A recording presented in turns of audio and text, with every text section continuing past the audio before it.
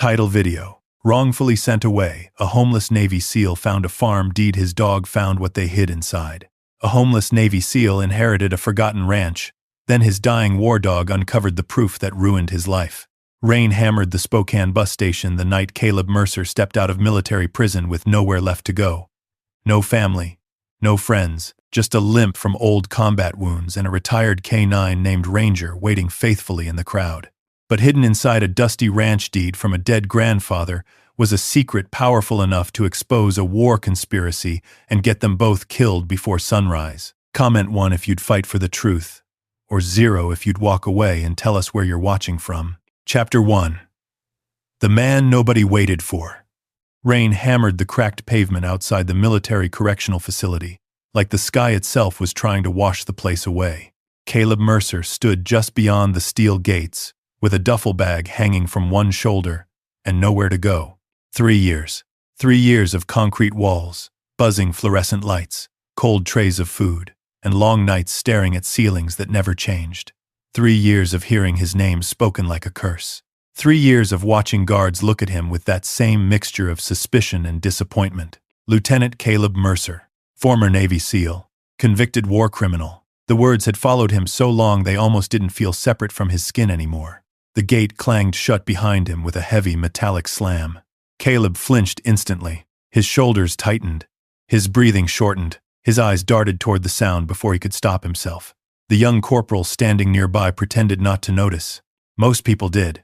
Rainwater dripped from the brim of Caleb's old gray cap as he stepped toward the road. His civilian clothes hung awkwardly on his lean frame. The prison weight loss had hollowed his cheeks and sharpened the lines around his eyes. He looked older than 35. Not physically, spiritually. The world outside felt too loud. Engines growled. Tires hissed across wet pavement. A siren wailed somewhere far away.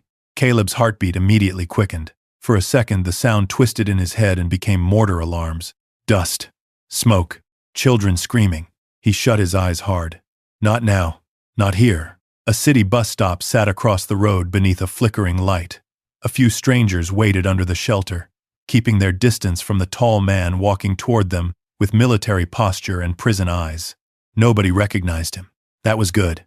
For a while after the conviction, his face had been everywhere. Cable news, online headlines, military blogs.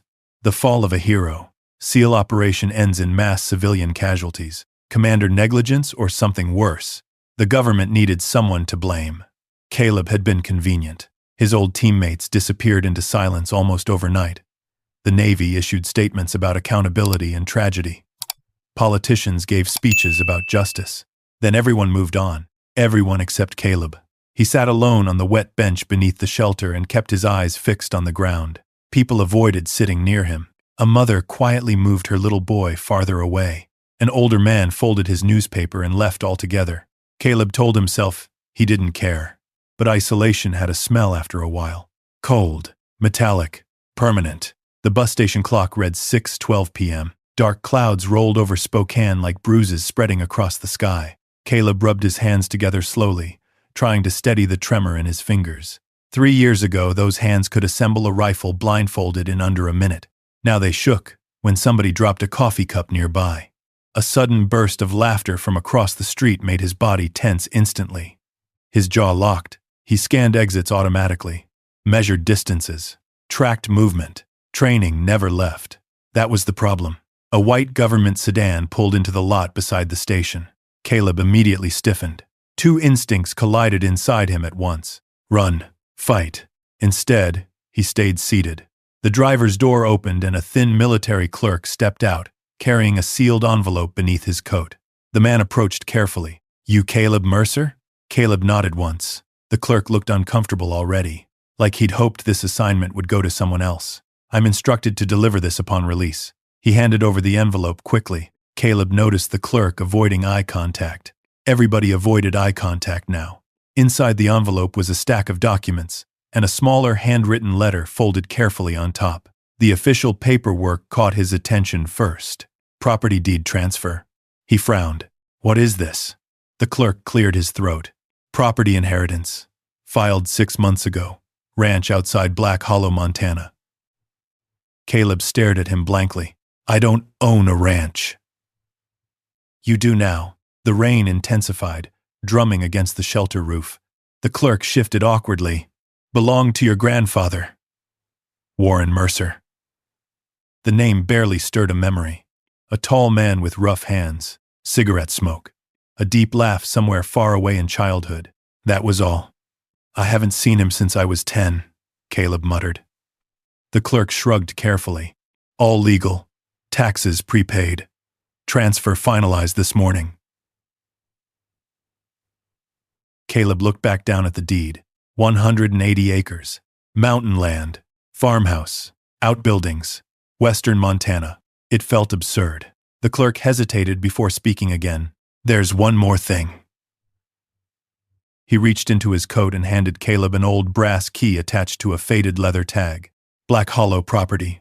Northgate. Caleb stared at it silently. Sorry, the clerk finally said. Caleb looked up sharply. For what? The man swallowed hard. For what happened over there? The words hung heavily between them. Neither man said Iraq. Neither man said civilians. Neither man said dead children. They didn't have to. Caleb's throat tightened. The clerk stepped back toward the sedan. Good luck, Mercer. Then he was gone. Just like that. The sedan disappeared into traffic, leaving Caleb alone beneath the rain-darkened shelter with a deed to land he never asked for. And no idea why a man he barely remembered had left it to him. A low sound suddenly cut through the rain. Not human. A bark. Caleb froze. His eyes searched the parking lot instinctively. Another bark. Closer this time. Then he saw him. A large German shepherd limping through the rain from the far side of the station. Mud clung to his paws. One ear bore an old scar. His black and tan coat had gone gray around the muzzle. But Caleb knew him instantly. Ranger. The dog broke into an uneven run. People stepped aside in surprise as Ranger crossed the lot straight toward him.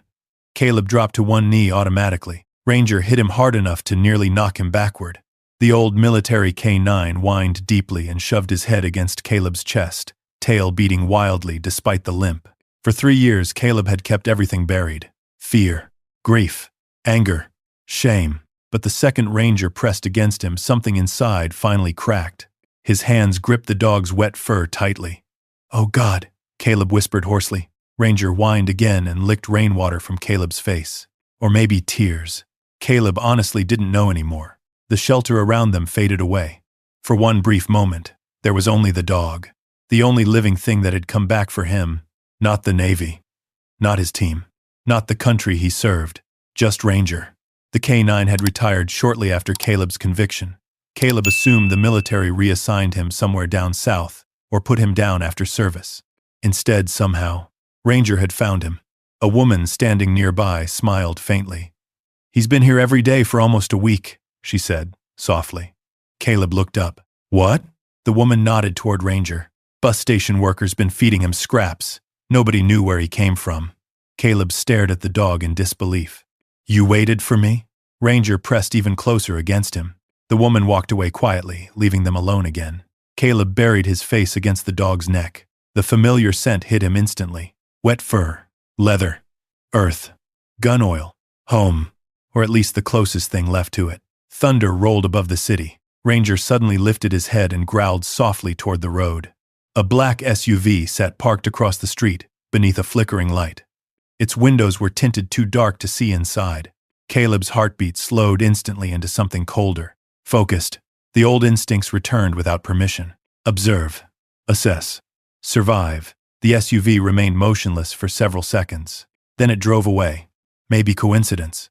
Maybe not. Ranger kept staring after it long after the taillights disappeared. Caleb looked back down at the deed in his hand. Black Hollow, Montana. An abandoned ranch from a grandfather he barely remembered.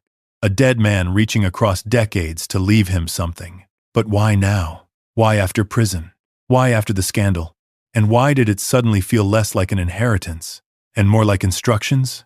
Rain continued falling across Spokane as Caleb slowly rose to his feet. Ranger stayed pressed against his leg. Together they stood beneath the storm. One broken soldier and one aging war dog, staring toward a future neither of them understood yet. For the first time in years, Caleb realized something dangerous had returned to him. Not peace, not happiness. Purpose. And somewhere deep in the mountains of Montana, something had been waiting for him to come home. Something buried. Chapter 2. The Road into the Mountains. Something hidden. Something powerful enough to destroy his life before he ever knew it existed. The thought stayed with Caleb Mercer long after the Spokane bus station disappeared behind him. Rain streaked across the Greyhound window beside his seat as the city slowly dissolved into dark pine forests and winding mountain highways. Ranger lay curled at Caleb's boots, exhausted from whatever journey had brought him back to Spokane. Every few minutes the old German shepherd would lift his scarred muzzle and glance toward the aisle, as if making sure Caleb was still there, like he was afraid to lose him again. Caleb understood that feeling better than anyone. The bus heater rattled overhead with a dull metallic hum. Most passengers slept beneath jackets and blankets while tires hissed across wet pavement outside. The farther north they traveled, the emptier the roads became. Caleb kept the ranch deed folded inside his jacket pocket. Black Hollow, Montana. 180 acres. The words still felt unreal. He stared out at the endless forests, sliding past under the storm clouds. Small roadside towns appeared and vanished in moments, lonely gas stations, shuttered diners, old motels with faded vacancy signs buzzing weakly in the dark. America always looked different after prison. Bigger, colder, farther away from you. Ranger suddenly lifted his head. A low growl rumbled deep in his throat.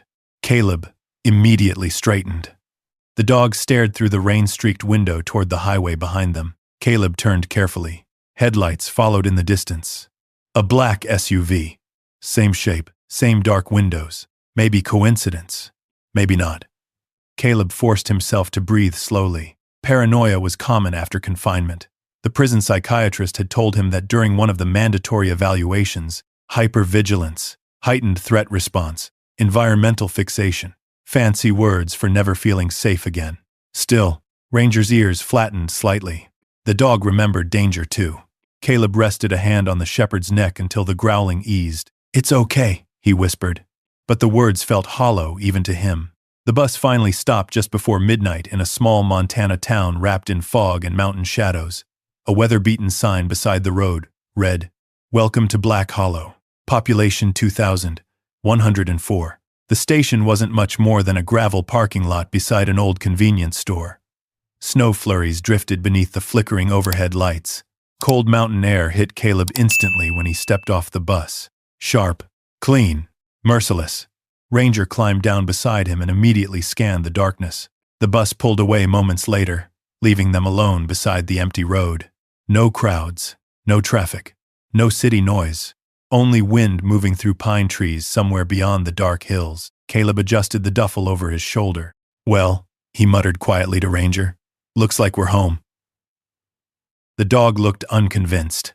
A neon diner sign glowed weakly across the road. Boone's Diner opened 24 hours. It was the only place still awake in town. Warm yellow light spilled across the snowy pavement as Caleb pushed open the door. A bell jingled overhead. Inside smelled like coffee, bacon grease, and old wood smoke. 3 truckers sat at the counter watching weather reports on a mounted television. A waitress refilled mugs while country music played softly from an old jukebox in the corner. Conversation stopped the second Caleb walked in. Not because people recognized him, because small towns notice strangers immediately, especially broken-looking ones. Caleb lowered his eyes automatically and guided Ranger toward a booth near the back window. The waitress approached with a tired smile. Then her eyes landed on Ranger. "Well now," she said softly. "That's a handsome old soldier." Ranger thumped his tail once against the floor. The woman looked to be in her late 60s with silver hair tied loosely behind her head. Her name tag read, "Marlene." "Coffee?" she asked. Caleb nodded once. "And whatever you got cheap." She studied him carefully for a moment before walking away. Caleb noticed the truckers still glancing his direction. He was used to it. People could always tell when somebody carried violence around inside them, even if they couldn't explain how.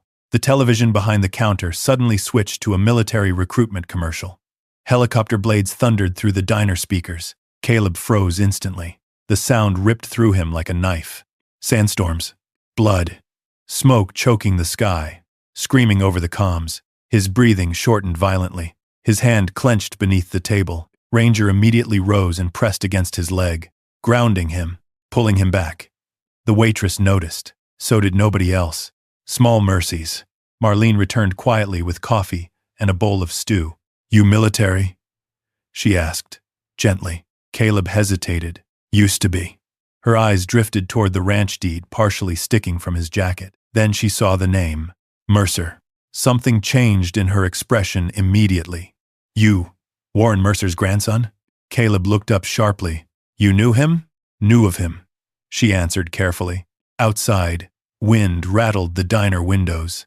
Marlene slid into the booth across from him without asking permission. That old man caused quite a stir around here over the years. Caleb frowned slightly. How? He wouldn't sell. The words came quietly, but they carried weight. Marlene glanced toward the front windows before continuing. People been trying to buy that valley for nearly 10 years now. Developers, investors, rich men from Seattle and Denver. They offered Warren more money than anybody around here had ever seen.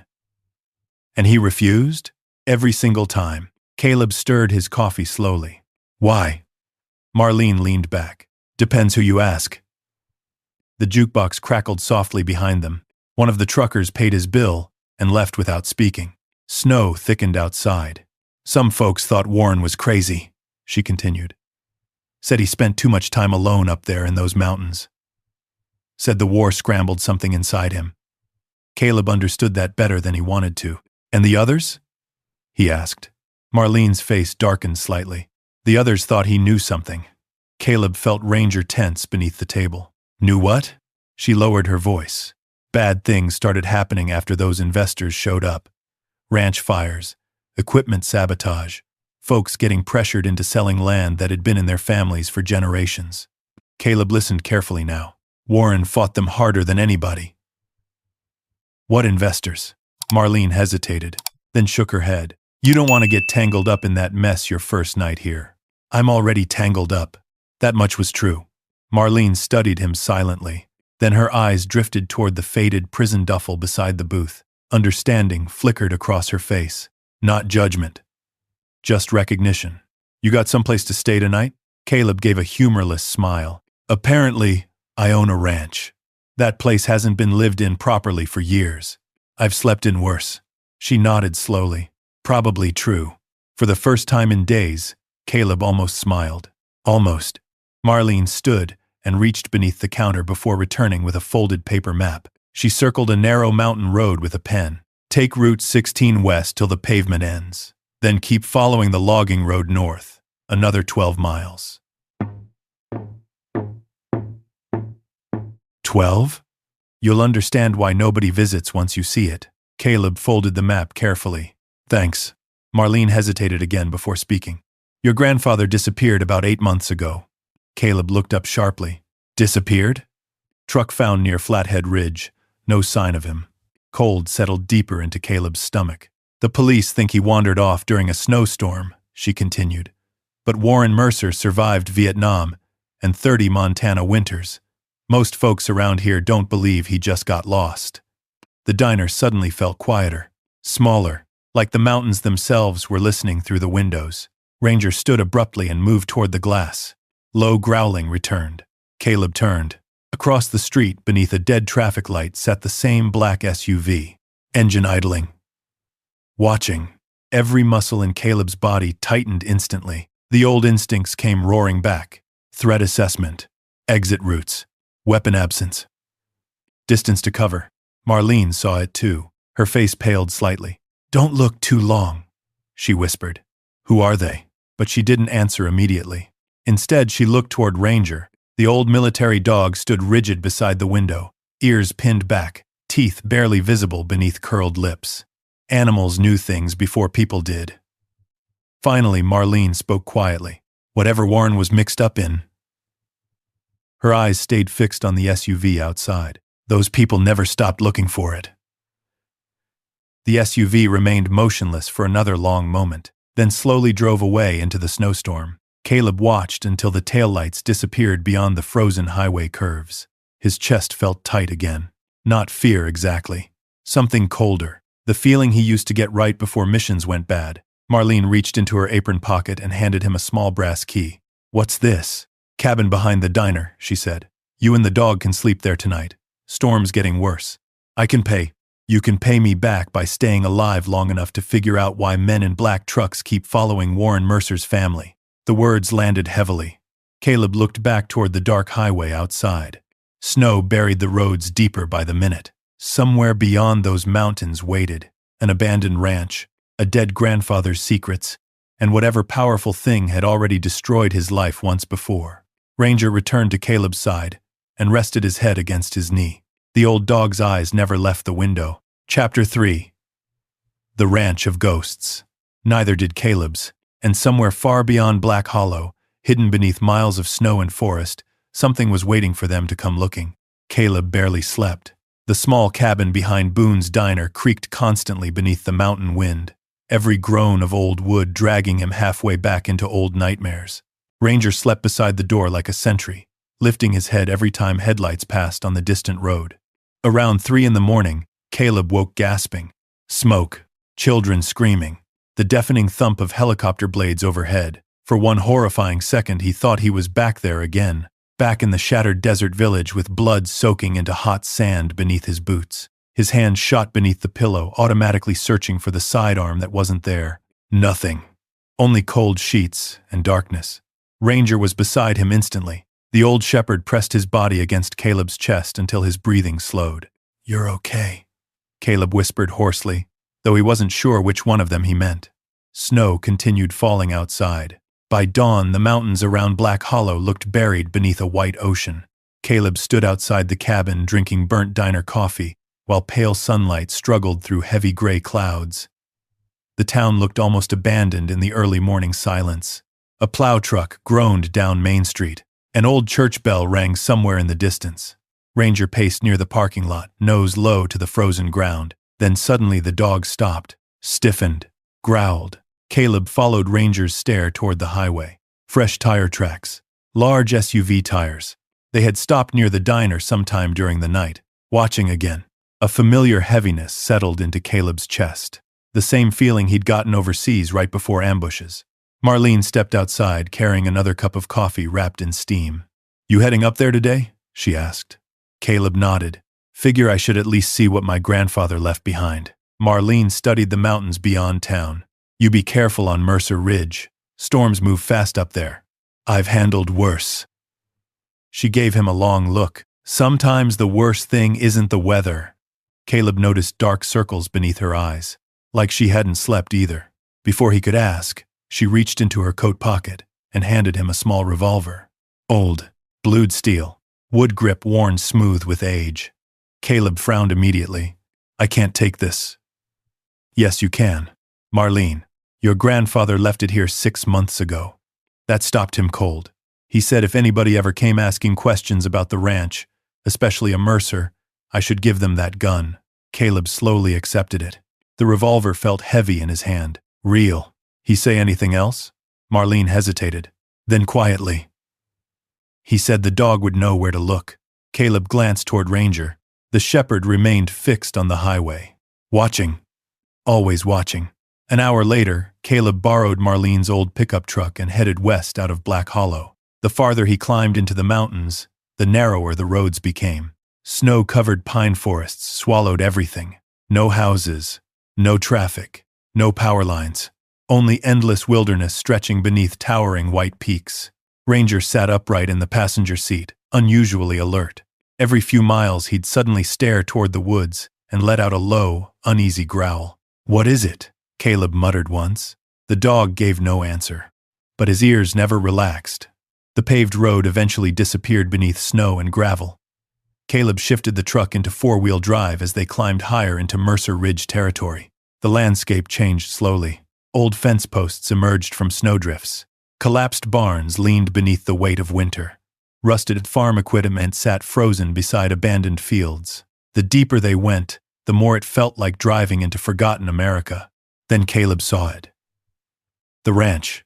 It appeared through the snowfall like something half buried in memory. A 2-story farmhouse stood near the base of the mountain ridge, surrounded by dead grazing land and skeletal cottonwood trees. Several barns sagged under decades of neglect. Windmills turned slowly against the storm clouds with painful metallic squeals. Everything looked abandoned, but not empty. That feeling hit Caleb immediately. The property felt watched. Ranger began barking before the truck even stopped moving. Not playful barking. Warning barking. The shepherd jumped from the truck the second Caleb opened the door and immediately ran toward the old horse corral beside the largest barn. Ranger. The dog ignored him. Snow crunched beneath Caleb's boots as he followed. The air smelled strange here. Cold pine, rust, old wood, and something else. Something buried deep beneath the earth. Ranger stopped beside the corral fence and began digging furiously through snow and frozen dirt. Caleb frowned. "What the hell are you?" Then Ranger suddenly froze. The dog's ears flattened. A low growl rolled from his chest. Slowly, Ranger turned toward an old storage shed near the tree line. The shepherd backed away. Actually backed away. Caleb stared. Ranger had charged machine gun fire overseas without hesitation, but now the dog refused to go near that shed. Fear. Real fear. Cold moved through Caleb's spine. The shed door swayed slightly in the mountain wind. Cree-eek. Cree-eek. Something about it felt wrong immediately. Like the building itself was holding its breath. Caleb's hand instinctively moved toward the revolver beneath his jacket. He approached slowly. Every step awakened old instincts. Scan windows. Check angles. Watch shadows. The padlock hanging from the shed door was rusted solid, but fresh scratches marked the metal. Recent scratches. Someone had been there. Recently. Caleb crouched beside the lock carefully. Then Ranger barked sharply behind him. Caleb spun instantly. Nothing. Only snow swirling across empty fields. Still, the feeling remained. Watched. He backed away from the shed. Not yet. The farmhouse door groaned open beneath his shoulder after 2 hard pushes. Dust exploded into the cold air. Inside smelled like cedar wood, mildew, and time itself. The interior remained strangely untouched. Old photographs still hung crookedly on walls. Blankets covered furniture. A cast-iron stove sat beside stacks of chopped firewood, like someone expected to come back eventually.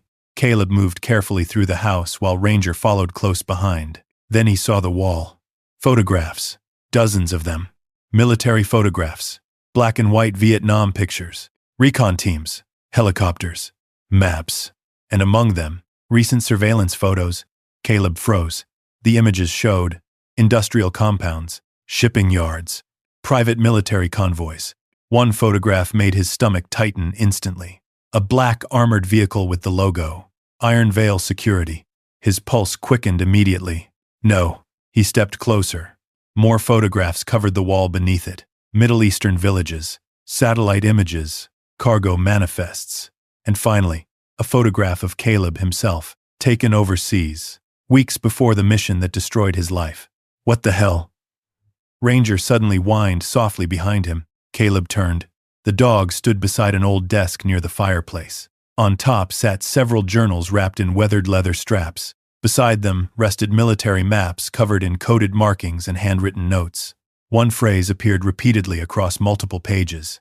IV operations. Iron Veil. Caleb's chest tightened. The private defense contractor had supplied logistics during his deployment overseas.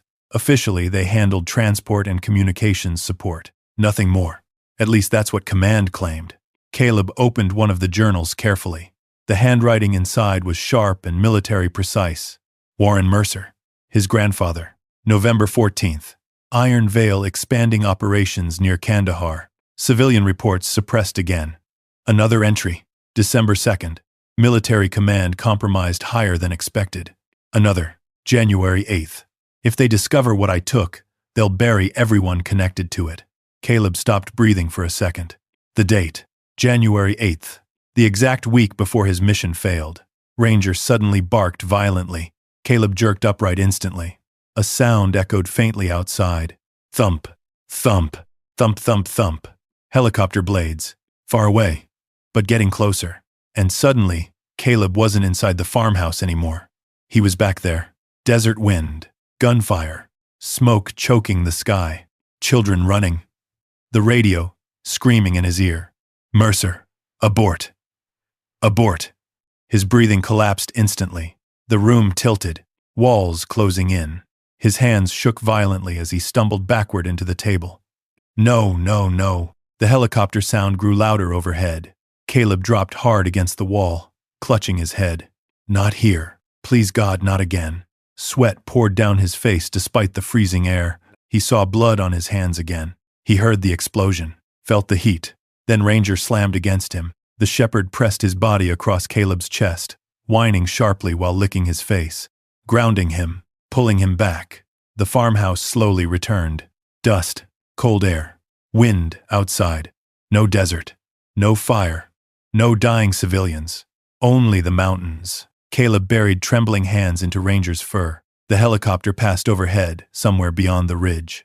Civilian logging chopper. Nothing more. But his body didn't know the difference anymore. Minutes passed before Caleb could breathe normally again. He leaned back against the wall, exhausted. Ranger remained pressed tightly against him. "You saved me again," Caleb whispered weakly. The old dog stared back with tired brown eyes that had seen too much war themselves. Snow drifted softly outside the cracked farmhouse windows. Then Caleb noticed something else. One final photograph, sitting alone on the desk. Different from the others. Newer. It showed Warren Mercer standing beside another man near the ranch fence. The second man wore an expensive black coat, silver hair, cold eyes, and pinned to his jacket collar was the unmistakable Iron Veil security insignia. On the back of the photo, Warren had written only 6 words. "He knows what happened to you." Caleb stared at the handwriting as cold dread settled deeper into his chest. This wasn't coincidence. This ranch, this land, his grandfather. It was all connected. Chapter 4. What the dog smelled. Somehow, buried inside these mountains, hidden beneath years of silence and snow, was the truth behind the mission that destroyed his life. And somebody out there already knew he'd come looking for it. The storm arrived just after sunset. By nightfall, Mercer Ridge disappeared beneath sheets of snow and violent mountain wind. The old farmhouse groaned under every gust like an exhausted animal trying to survive one more winter. Inside, Caleb Mercer sat near the cast-iron stove wrapped in silence and shadows. The journals lay spread across the kitchen table beside old military maps and surveillance photographs. Ranger slept near the doorway, though not deeply. Every few minutes the old shepherd's ears twitched toward sounds outside. Caleb stared at the photograph of the silver-haired man from Iron Veil Security. The face bothered him, not because he recognized it, because somewhere deep inside his instincts did. The kind of instinct soldiers learned to trust long before they understood why. Danger rarely announced itself clearly. Sometimes it arrived as a feeling, a pressure, a shift in the air. Caleb rubbed both hands slowly across his face. Exhaustion weighed on him now. Physical exhaustion. Mental exhaustion. The kind prison carved into people one slow day at a time. But underneath it all, something else had awakened. Purpose. That scared him more than anything. The stove crackled softly beside him while snow hammered the windows. Ranger suddenly lifted his head. Completely alert, the dog stared toward the back of the house. Low growl. Caleb immediately straightened. "What is it?"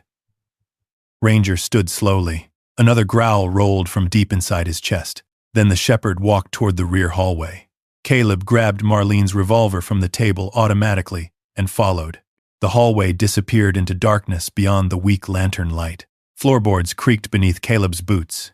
Ranger stopped beside the back door, sniffed the air, then turned toward the barn outside. The growling intensified. Caleb looked through the frosted glass window. The barn stood barely visible through blowing snow. Dark, massive, silent. Lightning flashed briefly across the mountains. For half a second, Caleb thought he saw movement near the barn doors. Then darkness swallowed everything again. His pulse quickened immediately. Ranger barked sharply. "Easy," Caleb whispered. The dog ignored him. Instead, Ranger pawed aggressively at the door. He wanted outside. Now. Caleb hesitated. Every instinct told him opening that door during a storm this bad was stupid. But military handlers learned something important early. When trained dogs became obsessed with something, there was usually a reason. Caleb opened the door. Freezing wind exploded inside instantly. Snow lashed across his face as Ranger bolted into the darkness. "Ranger!" The dog raced toward the barn. Caleb followed through knee-deep snow, one hand shielding his eyes against the storm, while the other gripped the revolver tightly. Thunder shook the valley overhead.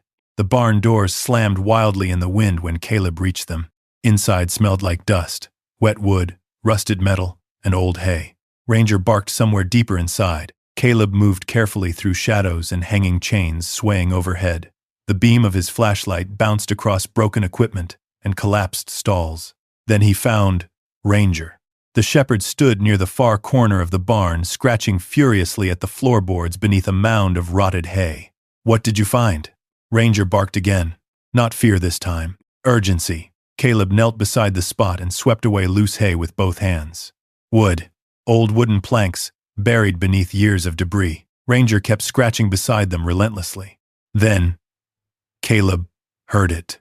A hollow sound. His flashlight narrowed carefully across the boards. Metal bolts. Fresh compared to the surrounding wood. His heartbeat slowed into combat rhythm instantly. Somebody had hidden something here.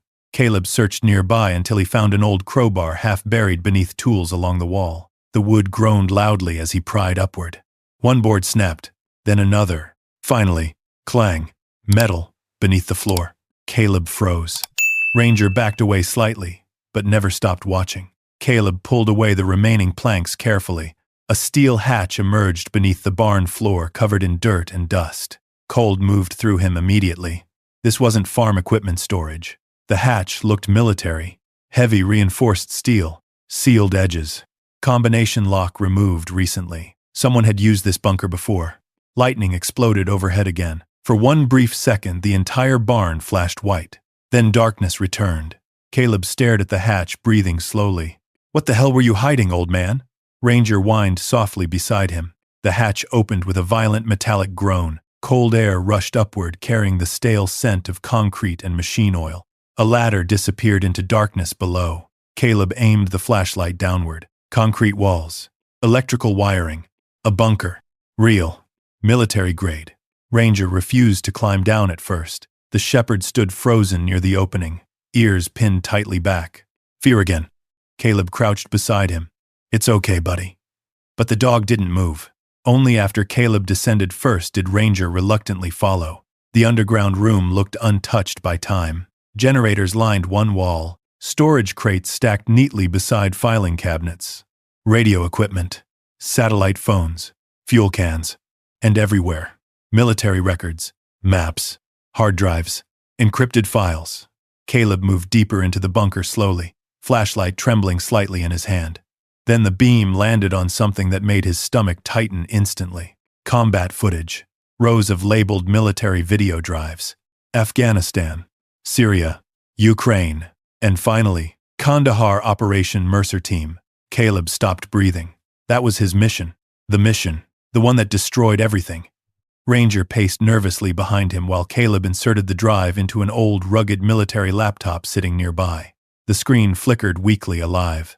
Static. Then video. Helmet camera footage appeared grainy and unstable. Caleb watched himself moving through narrow village streets overseas with his SEAL team. The date stamp confirmed it immediately. The day civilians died. His chest tightened painfully. The footage skipped forward. Gunfire erupted. People screaming. Radio chatter exploding through static. Then Caleb heard his own voice. "Command, we've got civilians in the zone. Repeat, civilians confirmed." Static answered. Then another voice calmly replied through comms. "Proceed with operation." Caleb's blood went cold. No, he remembered this differently. Official reports claimed they never identified civilians before the strike. That had been the entire case against him. Negligence. Failure to assess threats. Improper command decisions. But here, on the footage, he clearly warned command. Multiple times. The video continued. Children running through smoke. Women screaming. Chaos swallowing the streets. Then missiles struck nearby buildings. The screen jolted violently. Ranger whined uneasily beside him. Caleb stared at the footage, unable to breathe. They lied. His voice barely existed. The entire court-martial, the prison sentence, the disgrace, all built on a lie.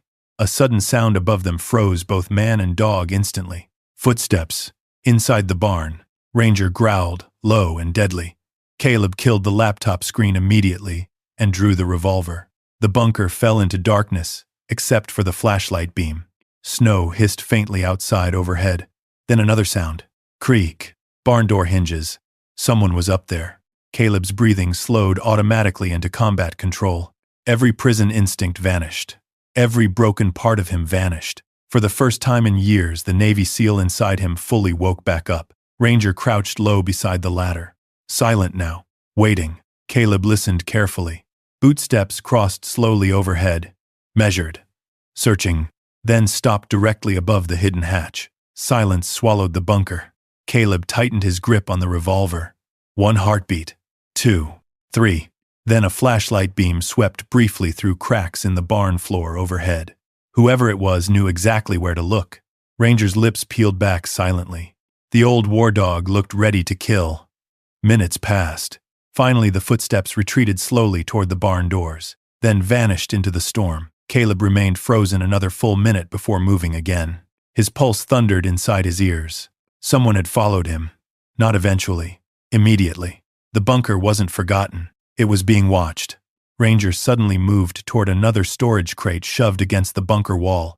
The shepherd pawed at it aggressively. Caleb shoved the crate aside carefully. Behind it sat a small steel lockbox. Inside he found stacks of cash wrapped in waterproof bags, old military dog tags, passports under fake names, and one sealed envelope. The front read, "For Caleb only." His hands shook slightly opening it. Inside was a single handwritten letter. "Caleb, if you are reading this, then they finally came after you too. You were never supposed to pay for what happened overseas. The operation was compromised before your team ever touched the ground. Iron Veil needed casualties, dead civilians, protected contracts worth billions. They buried the truth. Then they buried you with it. If they know you found this bunker, they will come. Do not trust military command. Do not trust local law enforcement. And above all, do not let them find the evidence beneath this ranch. Warren Mercer." Caleb lowered the letter slowly.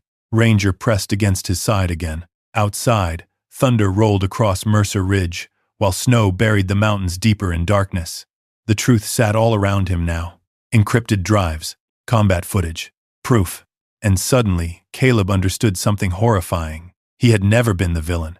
He had been the scapegoat. Everything they took from him, his career, his freedom, his name, had been necessary for someone else to survive. Somewhere out there, powerful men had sacrificed innocent people. And sacrificed him right alongside them. The rage rising inside Caleb felt unfamiliar, not explosive, worse, cold, focused, the kind of rage that waited patiently. Ranger lifted his head suddenly toward the ceiling again. Another distant engine echoed somewhere beyond the storm outside. Vehicle headlights swept briefly across cracks in the barn walls overhead. More than one vehicle this time. Caleb slowly reached for the laptop again. The war wasn't over. Chapter 5. The Dead Man's War. In many ways, it was only beginning. The headlights disappeared into the snowstorm just before dawn. Caleb Mercer stayed inside the bunker the rest of the night with Ranger lying alert beside the ladder. Neither of them slept. The storm outside screamed across Mercer Ridge, while old generators hummed softly beneath the barn floor, like buried machinery from another life. Caleb sat alone at the metal desk staring at the combat footage frozen on the laptop screen. His own face stared back at him through grainy helmet camera footage. Younger, stronger, still believing in something. The recording had shattered the final lie holding his prison sentence together. He had warned command about civilians. Multiple times, which meant somebody intentionally buried the evidence afterward. Caleb leaned back slowly, exhaustion dragging at every muscle in his body. But underneath the exhaustion, something else kept building. Anger. Not wild anger. Controlled anger. The dangerous kind. Ranger lifted his head suddenly and moved toward the far side of the bunker again. The shepherd sniffed along the concrete wall beside a stack of storage crates. "What is it now?" Ranger pawed hard against one crate. Caleb stood and helped shove it aside.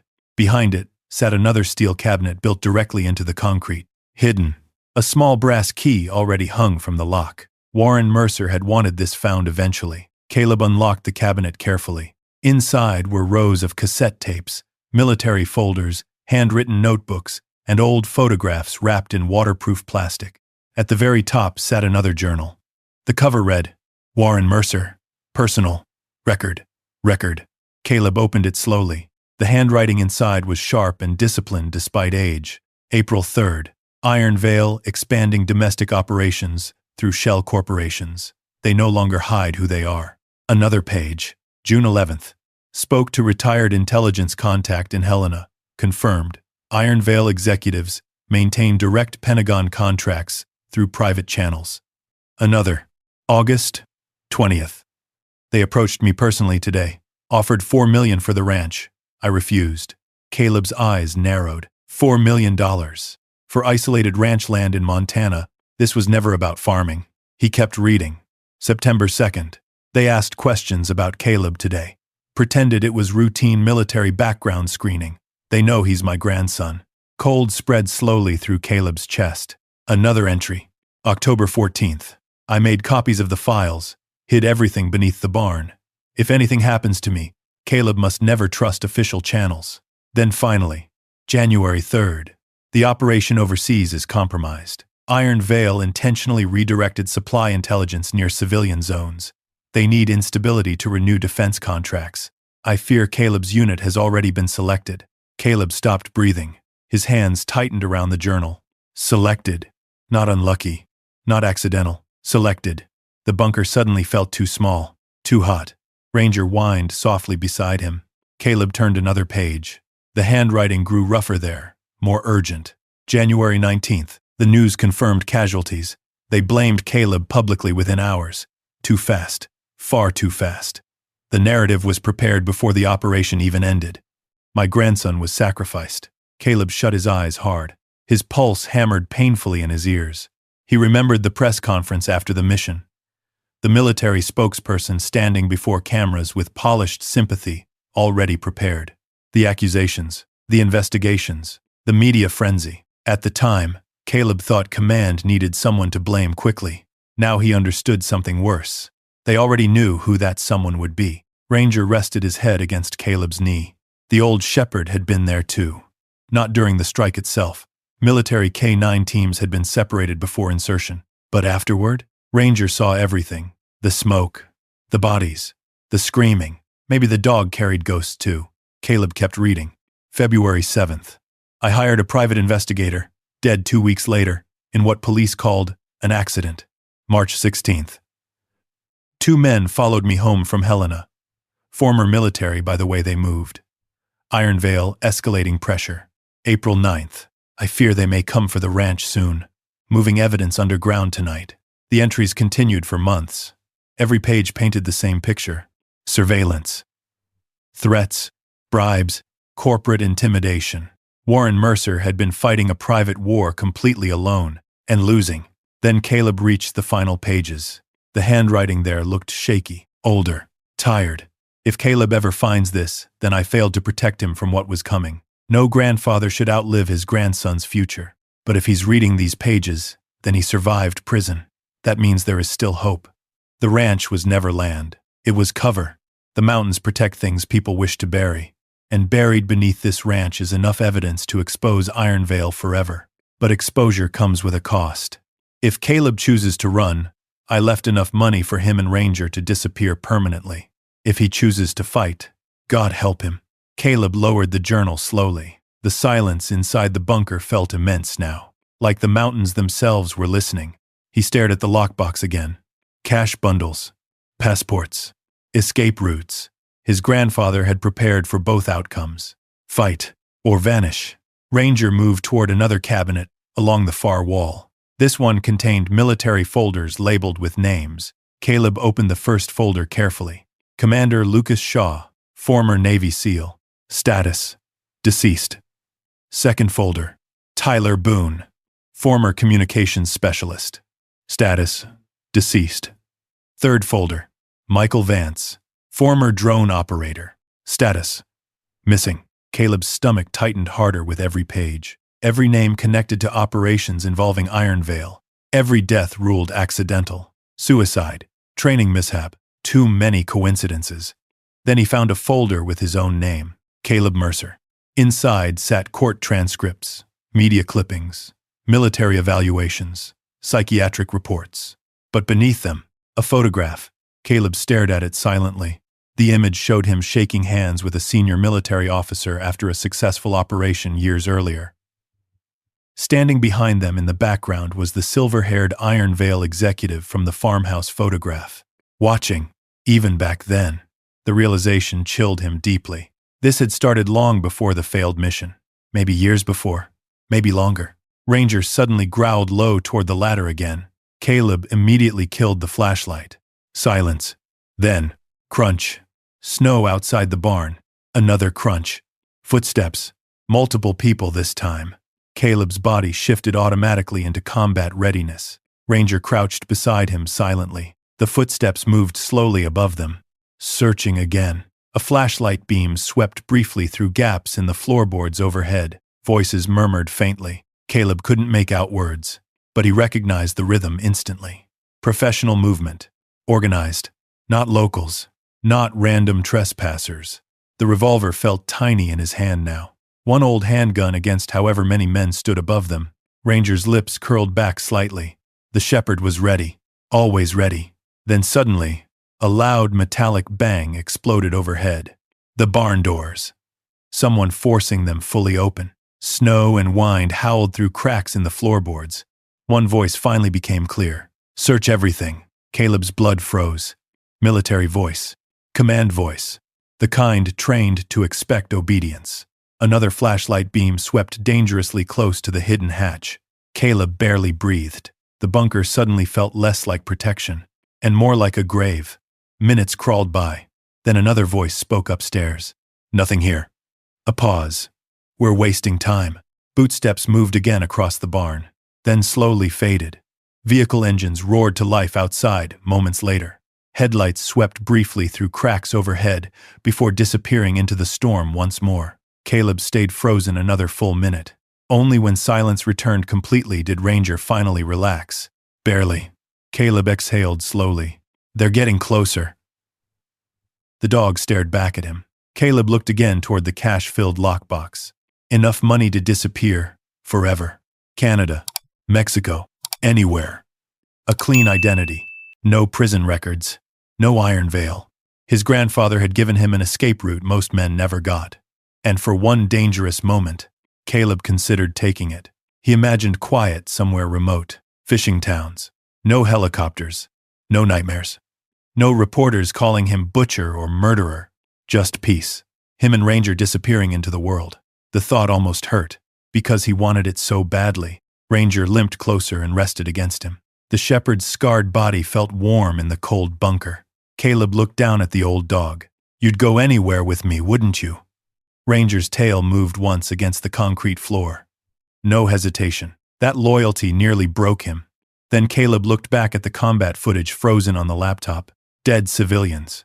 Buried evidence. Destroyed lives. And suddenly the idea of running felt impossible. Because if he ran, they won. His grandfather spent years fighting these people alone. People died trying to expose them. And Caleb had already lost everything anyway. His name. His career. His future. What exactly was left for Iron Veil to threaten? Outside, dawn slowly began brightening the storm clouds above Mercer Ridge. Pale gray light filtered faintly through cracks in the barn overhead. Caleb stood slowly. Ranger stood with him. The old seal looked one final time at the passports inside the lockbox. Then he closed it firmly. Not yet. Maybe not ever. He walked toward the bunker ladder. Ranger followed close behind. As Caleb climbed back into the frozen barn above, he realized something important. For 3 years, prison had made him feel buried alive, forgotten, powerless, destroyed. But now he finally understood the truth. Iron Veil hadn't buried him because he was weak. They buried him because they were afraid of what he could uncover if he survived. And somewhere out there, Chapter 6, The Choice to Stay. The men responsible still believed Caleb Mercer would take the money and disappear quietly into the mountains. They had no idea the war they started was about to come home to them. Morning arrived cold and gray over Mercer Ridge. Snow still covered the ranch in thick, untouched layers, turning the mountains into silent white giants beneath the clouds. Smoke curled weakly from the farmhouse chimney, while wind pushed through dead fields and broken fence lines. For the first time since arriving, Caleb stepped outside without feeling like a stranger. Not safe. Never safe. But connected somehow, like the land itself had finally acknowledged him. Ranger limped beside him through the snow, stopping often to sniff the frozen air. The old shepherd still watched the tree line constantly, ears twitching toward sounds too distant for human hearing. Caleb understood the feeling. The bunker had changed everything. Not just the evidence, the truth. For 3 years, Caleb carried guilt so heavy it had hollowed him from the inside out. Every newspaper headline, every interview, every accusation. Child killer, failed commander, disgraced SEAL. Even prison guards looked at him differently once they learned why he was there. And after enough time, even Caleb started believing it himself. But now he knew something terrifying. He had been right all along. The civilians should never have been there. The mission should never have happened. Someone had arranged it. The realization didn't bring peace. It brought rage. Cold rage. The kind that settled deep in the bones. Caleb walked toward the far ridge overlooking the valley, while Ranger followed close behind. Snow crunched beneath their boots and paws as morning fog drifted between pine trees below. The ranch stretched endlessly around them. Dead grazing land, collapsed sheds, frozen creeks, and beneath it all, secrets worth killing for. Caleb stopped beside an old wooden fence, nearly buried in snow. Far below, Black Hollow looked tiny against the mountains, peaceful from a distance. But he knew better now. Predators hid in quiet places. His fingers brushed the folded passport inside his jacket pocket. One of the fake identities from the bunker. Andrew Collins. Canadian citizenship. Bank accounts already established. Warren Mercer had prepared everything carefully. An escape route.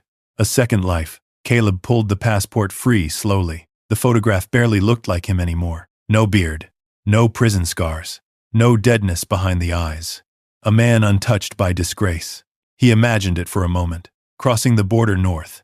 Cabins beside frozen lakes. Nobody recognizing him. Nobody asking questions. Him and Ranger disappearing into silence forever. No more helicopters. No more nightmares. No more graves inside his head. The fantasy hurt because it felt possible. Ranger nudged Caleb's hand gently. Caleb looked down at the dog. "You'd probably like that, huh?" Ranger stared back quietly. Simple loyalty. No judgment. No politics. No betrayal. Just trust. Caleb sat heavily against the fence post while wind swept across the ridge. Then the memories came again. Not slowly. Violently. Smoke rolling through shattered buildings. Blood across broken concrete. A little girl crying beneath debris. His radio screaming static while command ignored him. Then prison. Steel doors slamming. Fists against concrete walls. 3 birthdays alone in a cell. Caleb lowered his head into shaking hands. His breathing shortened dangerously. Not here. Please not here. But PTSD never asked permission. It arrived like weather. Sudden. Merciless. Absolute. Ranger immediately climbed against him, pressing hard into Caleb's chest until the panic attack slowed. The old shepherd stayed there quietly while Caleb fought for control. "Easy," Caleb whispered to himself. Not the dog. Himself. After several long minutes, the shaking finally eased. Caleb stared out across the valley again. The mountains remained indifferent. That was the strange thing about nature. It didn't care what men did to each other. War. Corruption. Death. The snow still fell. The rivers still moved. The forests still waited for spring. Caleb looked back toward the farmhouse. Toward the hidden bunker beneath the barn. Toward the truth his grandfather died protecting. Then he understood something painful. If he ran, Warren Mercer died for nothing. The old man spent years alone fighting people powerful enough to erase lives. And he still refused to surrender. Even at the end, even knowing they might come for him too. Caleb slowly stood. Ranger rose with him immediately. The passport remained in Caleb's hand. One simple choice. Run or stay. Freedom or truth. Survival or justice. Most people would choose survival. Hell, Warren himself wanted Caleb to survive above all else. But prison had already taught Caleb something important. There were worse things than dying. Living without yourself was one of them. He walked slowly toward the frozen tree line at the edge of the ridge. Snow drifted softly around them. Ranger followed silently beside him. Caleb stopped beneath a massive pine tree overlooking the valley below. Then he knelt. With bare, freezing hands, he dug through the snow until he reached hard earth beneath. The cold bit deep into his skin. Still, he kept digging. Finally, Caleb placed the fake passport inside the hole. Then the second one. Then the emergency cash bundle. He covered them carefully with dirt and snow. Buried. Ranger watched quietly beside him. Caleb stared down at the frozen ground for several long seconds. That was probably the smart choice, he muttered bitterly. The dog nudged his shoulder once. Maybe agreement. Maybe comfort. Maybe both. As they walked back toward the ranch, something inside Caleb felt different. Not lighter. Sharper. A decision carried its own kind of peace. The farmhouse no longer looked abandoned to him now. It looked occupied. Like Warren Mercer still lingered there somehow through journals, maps, and unfinished war plans. Inside, Caleb spent the next several hours organizing the bunker contents. Military files. Encrypted drives. Cash reserves. Communication records. The sheer scale of Warren's investigation stunned him. This wasn't paranoia. It was evidence. Systematic. Careful. Professional. Warren Mercer had spent years building a case against Ironvale, and somewhere during that process, Caleb himself became part of it. Ranger suddenly barked near the kitchen window. Caleb moved immediately. A truck climbed slowly up the distant ranch road below. Not black SUVs this time. Sheriff's Department. Caleb's hand moved instinctively toward the revolver beneath his belt. The truck stopped near the gate. A woman stepped out wearing a winter sheriff's jacket and dark gloves. Tall. Athletic. Mid-40s maybe. Military posture. She removed her hat slowly while studying the ranch. Ranger growled low. Not aggressive. Cautious. The woman noticed the dog immediately. Then her eyes lifted toward Caleb standing on the porch. Neither moved for several seconds. Finally, she called out, "You Caleb Mercer?" Caleb didn't answer immediately. The woman seemed unsurprised. "Sheriff Naomi Ridge." Her breath fogged in the cold air. "I'm not here to arrest you." "That's comforting." A faint ghost of a smile crossed her face. "Depends how your week's going." Caleb stayed silent. Sheriff Ridge glanced toward the barn, then toward the tree line surrounding the ranch, like she understood exactly how isolated this place really was. "You've had visitors already," she said quietly. "Not a question." Caleb's eyes narrowed. "What makes you say that?" She looked down toward fresh SUV tire tracks, partially buried beneath snow. "Because I've seen those tracks before." Wind swept hard across the ranch between them. Ranger moved closer beside Caleb. The sheriff noticed the dog's limp. "Military K9?" "Retired. Looks like he's still working." Caleb didn't disagree. Sheriff Ridge slowly stepped closer to the porch, but kept her hands visible the entire time. "Another military habit. I served Army Medical in Kandahar," she said. "Saw enough private contractors over there to know Ironvale wasn't clean." Caleb froze slightly. She saw it. "Yeah," she said quietly. "I know who they are." The cold seemed sharper suddenly. "Then you know why they're here." Naomi Ridge looked toward the mountains. "I know Warren Mercer filed reports against them for years." She paused carefully. "And I know nobody listened." Caleb studied her face closely. Searching for lies. Searching for hidden motives. Years in the teams taught him how to read people quickly. What he saw in Naomi Ridge looked familiar.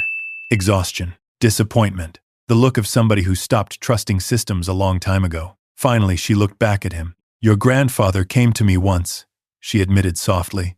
"About 8 months ago. Said if anything happened to him, I should keep an eye on the ranch." Caleb's chest tightened. "What happened?"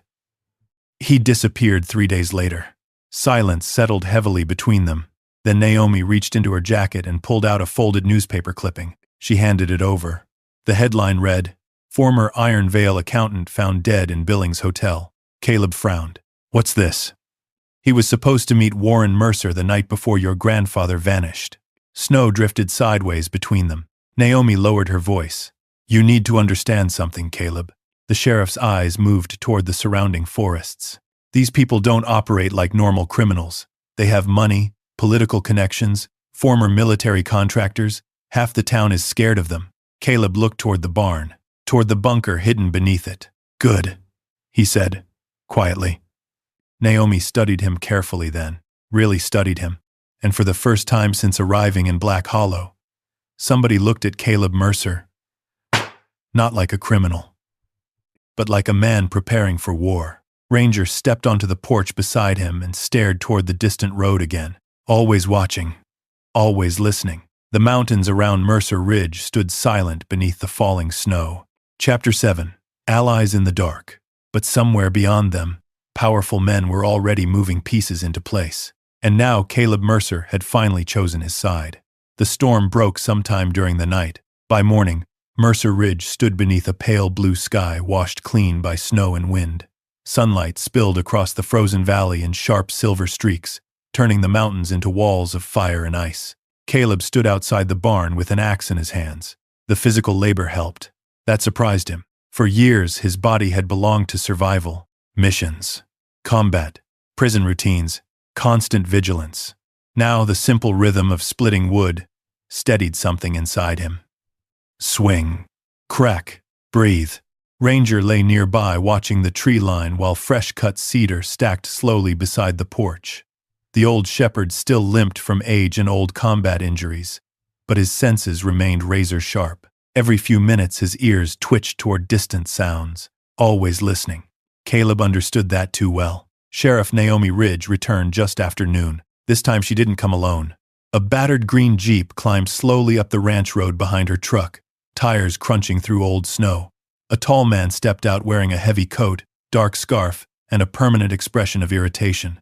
He looked more professor than mountain journalist. Sharp eyes, unshaven face, city boots already ruined by snow. Ranger barked once immediately. The man froze. That dog bite? Only if you deserve it, Caleb answered. The stranger looked unconvinced. Naomi sighed. Caleb Mercer, meet Elias Grant. Recognition flickered instantly across Caleb's face. Elias Grant, investigative journalist. Known for exposing corruption scandals involving military contractors and political lobbyists, Caleb remembered seeing his articles years ago before prison swallowed the world. Elias noticed the recognition. That expression usually means people either admire me or hate me. Depends who you expose. Fair answer. Naomi stepped between them. Elias has been digging into Iron Vale for 2 years. The journalist snorted. Digging implies progress. Mostly I've just annoyed people with expensive lawyers. Caleb folded his arms carefully. And why bring him here? Because, Naomi said quietly, if what Warren Mercer hid on this ranch is real, we're way past local problems now. Wind moved slowly across the valley around them. Elias glanced toward the barn immediately. Not subtle, Caleb noticed. So Warren found something, Elias said carefully. Something worth getting himself killed over. The words landed hard. Killed, not missing. Not wandered off. Killed. Nobody corrected him. Naomi stepped closer to Caleb. You don't have to trust him, she said softly. But if Iron Vale really framed you overseas, we'll need more than local cops to survive this. Caleb looked toward the mountains, then back toward the barn. The bunker remained hidden beneath decades of dust and snow, but not hidden forever. Finally, he nodded once. Inside. The farmhouse felt warmer now, more alive somehow. Wood smoke drifted softly through the kitchen, while sunlight filtered across old military journals scattered over the table. Ranger stayed near the front windows watching the road while the 3 humans gathered around Warren Mercer's evidence. Elias read silently for nearly 20 minutes. The deeper he got into the files, the paler he became. Finally, he looked up slowly. Jesus Christ. Caleb said nothing. Elias spread photographs across the table. Shipping manifests, private airfields, military convoy schedules. This isn't just contractor corruption, he muttered. This is organized war profiteering. Naomi leaned against the counter. How bad? Elias pointed toward one folder. Iron Vale repeatedly inserted itself into unstable combat zones right before major defense budget renewals. He looked toward Caleb. Your mission wasn't random. Caleb's jaw tightened. I figured that much out already. Elias opened another file.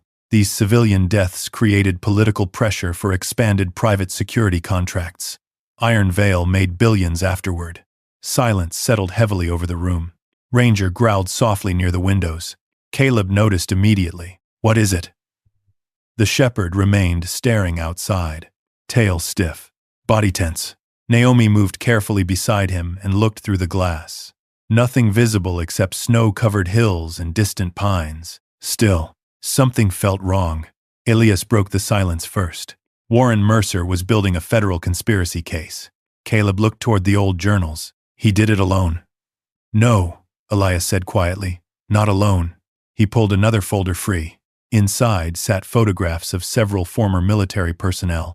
Intelligence analysts, drone operators, contract auditors. Most marked deceased. One photograph remained uncrossed. A woman in army dress uniform. Naomi stiffened instantly. Wait.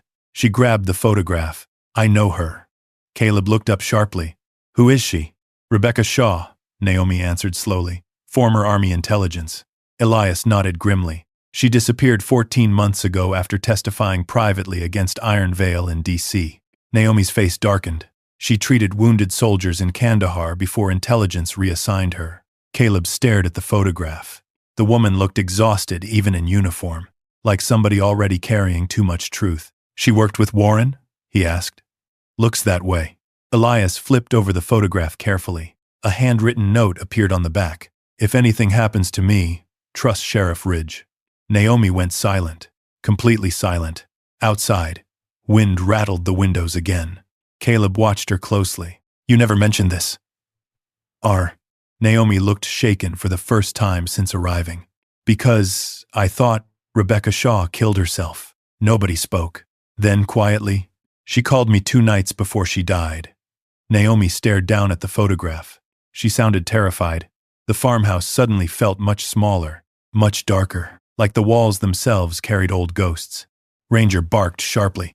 All 3 turned instantly. A drone hovered outside above the far grazing field. Small, black, military grade. Watching the ranch. Down! Caleb snapped immediately. Everyone moved. Training took over before thought. Naomi killed the lights while Elias ducked beneath the kitchen windows. Ranger barked furiously toward the machine. The drone hovered another few seconds, then slowly turned and disappeared back toward the tree line. Silence crashed into the room afterward. Elias exhaled first. Well, he muttered shakily. That's usually a bad sign. Caleb moved toward the gun cabinet Warren had hidden beside the fireplace. Inside sat hunting rifles, ammunition, old military field radios. Prepared. Warren expected war eventually. Naomi looked toward Caleb carefully. They know you found something. They knew before I got here. Ranger remained near the window, growling softly. The old shepherd's instincts had become their early warning system now. Elias rubbed both hands across his face. We need backups. Already making copies, Caleb answered. The journalist looked surprised. Caleb shrugged faintly. SEAL teams survive by assuming things go bad. Naomi almost smiled at that. Almost. Afternoon faded slowly into evening while they organized evidence across the kitchen table. Maps, video files, witness lists. Piece by piece, the conspiracy grew larger. Iron Veil wasn't just corrupt. It operated like a private shadow government hidden inside military infrastructure. And Warren Mercer spent years trying to expose it. Alone. At sunset, Marlene Boone arrived carrying supplies in the back of her truck. Soup, medical kits, blankets. She paused when she saw Elias. You brought a reporter up here? Naomi answered first. We're past keeping secrets. Marlene entered slowly and placed supplies onto the kitchen counter. Her tired eyes drifted toward the files. Then toward Caleb. You look different, she said quietly. How? Like somebody finally told you the truth. Caleb looked down at the combat footage drives. They did. Marlene nodded sadly. My boy looked like that too before he died. Silence followed. Caleb remembered what Naomi said earlier. Marlene's son served overseas, connected somehow to Iron Veil. How did he die? Caleb asked gently. Marlene's face tightened. Officially? She said bitterly. Vehicle accident. The room remained quiet. But you don't believe that? No, she whispered. I don't. Outside, darkness slowly swallowed Mercer Ridge once more. The ranch no longer felt abandoned now. It felt occupied, like a command center slowly waking from years of silence. And for the first time since prison, Caleb Mercer wasn't fighting alone anymore. Not completely. He had a sheriff who distrusted the system, a journalist willing to expose it, a grieving mother hungry for truth, and an old war dog who never stopped protecting him. Fragile alliances, dangerous alliances, but real. Later that night, Caleb stood alone on the porch beneath a sky crowded with stars. Snow glittered softly across the valley below while Ranger sat beside him watching the darkness. The mountains looked peaceful again, but Caleb knew peace could lie. Prison taught him that. War taught him worse. Behind him, inside the farmhouse, voices continued quietly around Warren Mercer's evidence. Planning, preparing, fighting back. Caleb rested one hand against Ranger's neck. You know what's coming, don't you? The shepherd stared into the dark forest without blinking. Then low in the distance, an engine. Vehicle headlights appeared briefly far below on the mountain road. Stopped. Watching. Caleb's eyes narrowed instantly. The war had already reached Mercer Ridge. Chapter 8. The Night Hunters. And somewhere out there, in the darkness, someone from Caleb's old life was finally coming for him. The headlights disappeared around midnight, but Caleb never relaxed afterward. Years of combat had trained him to recognize patterns. Vehicles didn't climb isolated mountain roads during snowstorms by accident. Not after drones. Not after surveillance. Whoever was watching Mercer Ridge had moved beyond curiosity. Now they were hunting. The farmhouse remained dark except for a single lantern glowing low in the kitchen. Naomi Ridge slept lightly in an upstairs bedroom while Elias worked near the fireplace sorting copied files into waterproof envelopes. Marlene had returned to town hours earlier before the roads iced over completely. Only Caleb stayed awake. Ranger lay near the porch door, ears twitching constantly toward the frozen wilderness outside. Every instinct inside Caleb screamed the same warning. Something was coming. The old wall clock struck 1 in the morning. Then Ranger stood abruptly. No growl this time. Worse. Total silence. The shepherd stared toward the barn. Caleb's pulse slowed instantly into combat rhythm. He moved quietly toward the front window and pulled the curtain aside 1 inch. Nothing. Snow drifted peacefully across the ranch beneath moonlight. Too peaceful. Then, movement. A shadow crossed beside the horse corral. Fast. Professional. Not local teenagers. Not thieves. Tactical movement. Caleb immediately killed the lantern. Darkness swallowed the farmhouse. Up! He whispered sharply. Naomi appeared almost instantly at the top of the stairs, already reaching for the pistol beneath her jacket. Elias looked confused and half awake. What's happening? Company. Ranger suddenly barked violently. Glass exploded inward. A flashbang grenade slammed through the kitchen window and detonated with a deafening burst of white light. The farmhouse erupted into chaos. Elias hit the floor screaming in shock. Naomi dragged him behind the table while Caleb staggered half-blind through ringing ears. Outside. Bootsteps. Multiple. Fast. Move! Caleb roared. Gunfire shattered the front porch windows. Wood splintered across the walls. Ranger launched toward the door before Caleb could stop him. The shepherd exploded through broken glass into the storm outside. Then came screaming. Humans screaming. Caleb grabbed Warren Mercer's rifle from beside the fireplace and rushed toward the doorway. Snow and darkness swallowed everything outside except muzzle flashes cutting through the storm. 3 armed men moved near the barn in black tactical gear. Private contractors. Military trained. 1 man lay screaming in the snow, clutching his arm, while Ranger tore into his sleeve like a wolf. Another attacker swung a rifle toward the dog. Caleb fired instantly. The shot cracked across Mercer Ridge. The rifleman dropped hard behind the truck beside the barn. Naomi appeared beside Caleb, firing controlled shots into the darkness. 2 more near the shed, she shouted. Bullets slammed into the porch railing. Wood exploded inches from Caleb's face. Years vanished instantly. The prison walls. The shame. The brokenness. Gone. Combat swallowed everything.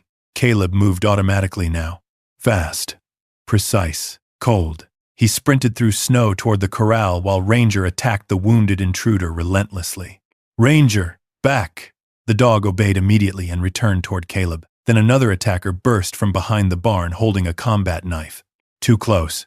The man drove forward hard toward Caleb's blind side.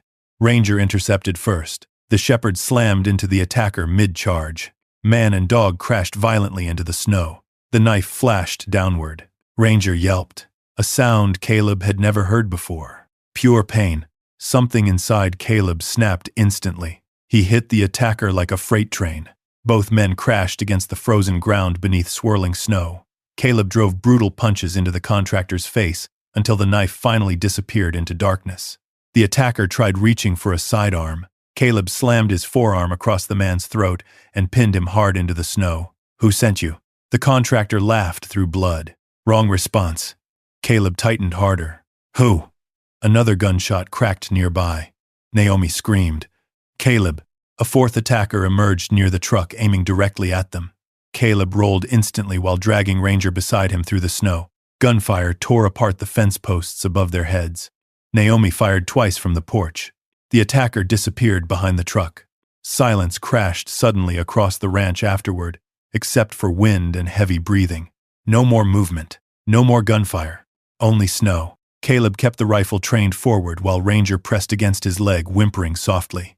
Then Caleb saw the blood. Dark blood soaking through the shepherd's shoulder fur. No.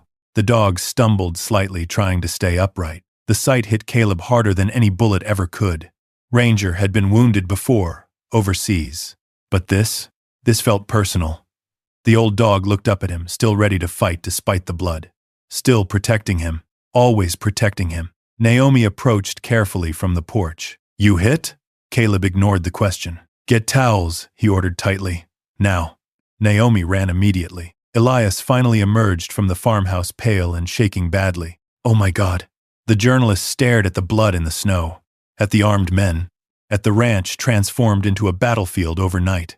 One attacker groaned weakly near the barn where Ranger first brought him down. Caleb marched toward him furiously. The contractor tried crawling backward through snow. Too slow. Caleb grabbed his tactical vest and ripped away the man's face covering. Mid-30s, former military haircut, professional eyes. Mercenary. The contractor smirked through split lips. "You should have taken the money, Mercer." Caleb's jaw tightened. "Who sent you?" The man only smiled wider. Then headlights suddenly appeared at the end of the ranch road. More vehicles. Caleb swung the rifle upward instantly, but the wounded contractor laughed softly. "Told you," he whispered. "This ranch is already dead." Then suddenly, the mercenary bit down hard. Foam spilled from his mouth almost immediately. Poison capsule. Caleb shoved him away violently. "Damn it." The man convulsed once beneath the snow, then stopped moving forever. Elias stared in horror. "Jesus Christ." Naomi returned, carrying medical supplies, and froze at the sight. The approaching headlights grew brighter. Multiple SUVs. Too many. Caleb looked toward the barn, toward the hidden bunker beneath it. They couldn't stay exposed. "Inside," he ordered sharply. Naomi and Elias hurried Ranger toward the farmhouse while Caleb covered them with the rifle. The shepherd stumbled badly now. Blood dripped steadily across the porch floorboards. Inside, Naomi cut away fur around Ranger's shoulder while Caleb barricaded doors and windows with furniture. The bullet passed through clean. Lucky, but deep. Ranger growled softly during treatment but never snapped once. Tough old soldier. Elias peeked carefully through broken curtains. "They're stopping near the road." Caleb joined him. 3 black SUVs idled below the ridge beneath falling snow, watching, not advancing. That bothered Caleb more. Professionals knew when to pull back, which meant tonight's attack had probably been reconnaissance, testing defenses, confirming evidence, sending fear, and one more thing. The attackers knew exactly where to search. The barn first. The bunker area. Somebody informed them, or somebody from Caleb's past already knew about Warren Mercer's investigation. Naomi finished wrapping Ranger's wound carefully. "He needs a vet." "Roads are blocked," Elias said. "There's an emergency clinic near Silver Peak," Naomi answered. 40 minutes south if we move now." Caleb crouched beside Ranger. The old shepherd leaned weakly against him but still tried standing. "You're not dying on me," Caleb whispered roughly. Ranger licked Caleb's hand once. That almost broke him. Then Elias suddenly went pale, staring through the window. "Caleb." Snow drifted sideways across the ranch outside. One of the SUV doors opened slowly. A single man stepped out beneath the headlights. Tall, broad shoulders, military posture. Even at this distance, Caleb recognized the movement instantly. His stomach dropped. "No, impossible." The man removed his hood slowly, and suddenly Caleb felt the world tilt beneath him. Commander Mason Kane, former Navy SEAL, Caleb's old team leader, the man he once trusted more than anyone alive, the man who testified against him during the court-martial. Mason stood motionless beneath the snowfall, staring directly toward the farmhouse, toward Caleb. No confusion, no hesitation, recognition. Naomi looked between them carefully. "You know him?" Caleb's voice barely existed. "He was my brother." Mason raised one gloved hand slowly toward the ranch, then drew a finger calmly across his throat. "Promise delivered. Threat understood. Ranger growled weakly beside Caleb, despite the pain. The SUVs turned around moments later and disappeared back into the mountains, leaving silence behind. But the damage was done, not just the attack. The truth. Someone from Caleb's own SEAL unit had betrayed him. Chapter 9. The recording. And now the war against Iron Vale had become something even worse. Personal. The drive to Silver Peak Veterinary Clinic felt endless. Snow hammered the windshield while Naomi Ridge fought the icy mountain roads with both hands locked tight around the steering wheel. Caleb sat in the back seat beside Ranger, pressing towels against the shepherd's wounded shoulder as blood slowly seeped through the bandages. Ranger never cried. Not once. Even shaking from pain, the old military dog stayed focused on Caleb instead of himself. That somehow hurt worse. "You're okay," Caleb kept whispering. Over and over. Like repetition alone could make it true. The emergency clinic stood alone near the edge of a frozen lake outside Silver Peak, its dim lights glowing against the storm, like a lighthouse buried in snow. A veterinarian named Dr. Evelyn Hart met them at the door wearing scrubs beneath a heavy winter coat. One look at Ranger's injuries and her expression sharpened instantly. "Gunshot wound?" Naomi answered first. "Hunting accident." The doctor gave her a look that clearly said she didn't believe a word of it. But she didn't argue. "Bring him in." Caleb carried Ranger inside himself. The shepherd rested heavily against his chest, while fluorescent lights hummed softly overhead. The clinic smelled like antiseptic, wet fur, and old heating vents. Dr. Hart guided them into surgery immediately. "You wait here." Caleb hesitated beside the operating room door. Ranger's tired eyes stayed locked on him. "It's okay, buddy," Caleb whispered roughly. The dog's tail moved once weakly, before the doors closed between them. Then, suddenly Caleb stood alone. The adrenaline faded fast after that. His hands started shaking. Not from cold, from memory. Gunfire. Snow. Mason Kane standing beneath those headlights. Betrayal reopened old wounds prison never healed properly. Naomi sat beside him quietly in the waiting room. "You okay?" Caleb laughed once under his breath. It sounded hollow. No. That honesty surprised even him. The sheriff studied him carefully. "You trusted Kane. He testified against me." "That's not what I said." Caleb stared through the waiting room windows toward the snowstorm outside. "Mason Kane. Former SEAL commander. Decorated operator. Best man at Caleb's wedding years ago before everything fell apart. Family. Or what passed for family among men who spent years at war together. He knew the mission was compromised," Caleb said finally. Naomi stayed silent. "He was on comms during the strike. He heard me report civilians." The realization still poisoned every word. "But during the hearings," Caleb swallowed hard, "he said, I never gave the warning." Outside, ambulance lights flashed faintly along the highway beyond the lake. Naomi leaned back slowly. "That kind of betrayal changes people." Caleb looked at her. "You military too long enough to know that?" The sheriff nodded once. "Iraq," her voice stayed calm, "lost 6 soldiers because command ignored intel about roadside explosives." Caleb understood the look in her eyes then. Same ghosts. Different desert. Neither spoke for a while afterward. The clinic remained quiet except for distant equipment sounds beyond the operating room doors. Meanwhile, back at Mercer Ridge, Elias Grant sat alone inside the farmhouse bunker surrounded by hard drives and military files. The journalist looked exhausted, but alive with purpose. Every folder Warren Mercer collected painted the same horrifying picture. Staged operations, civilian casualties, private contracts worth billions. Elias inserted another encrypted drive into the military laptop. A password prompt appeared instantly. He frowned, then noticed handwritten numbers taped beneath the drive. Warren's final key. Elias entered the code carefully. The drive unlocked. Hundreds of classified files filled the screen. Audio recordings, satellite images, mission logs, and one final video file. Label, Kandahar Raw Command Feed. Elias felt cold immediately. This was different from Caleb's helmet footage. This came directly from command communications. His pulse quickened as he opened the file. Static filled the bunker speakers. Then voices emerged. Military command chatter. Coordinates. Drone telemetry. Strike confirmations. And suddenly, Caleb's voice exploded through the speakers. "We have civilians in the target zone." Elias froze. The audio continued. Caleb again. Repeat, civilians confirmed. Abort strike. Another voice responded calmly through static. Commander Mason Kane. Copy. Then, silence. 3 agonizing seconds passed. Then, another unfamiliar voice entered the channel. Cold. Professional. Continue operation. Elias leaned closer toward the speakers. Caleb shouted again. Negative, there are families down there. Then, the unfamiliar voice returned. Civilian presence acknowledged. Continue operation. Elias stopped breathing. Acknowledged. They knew. God, they knew.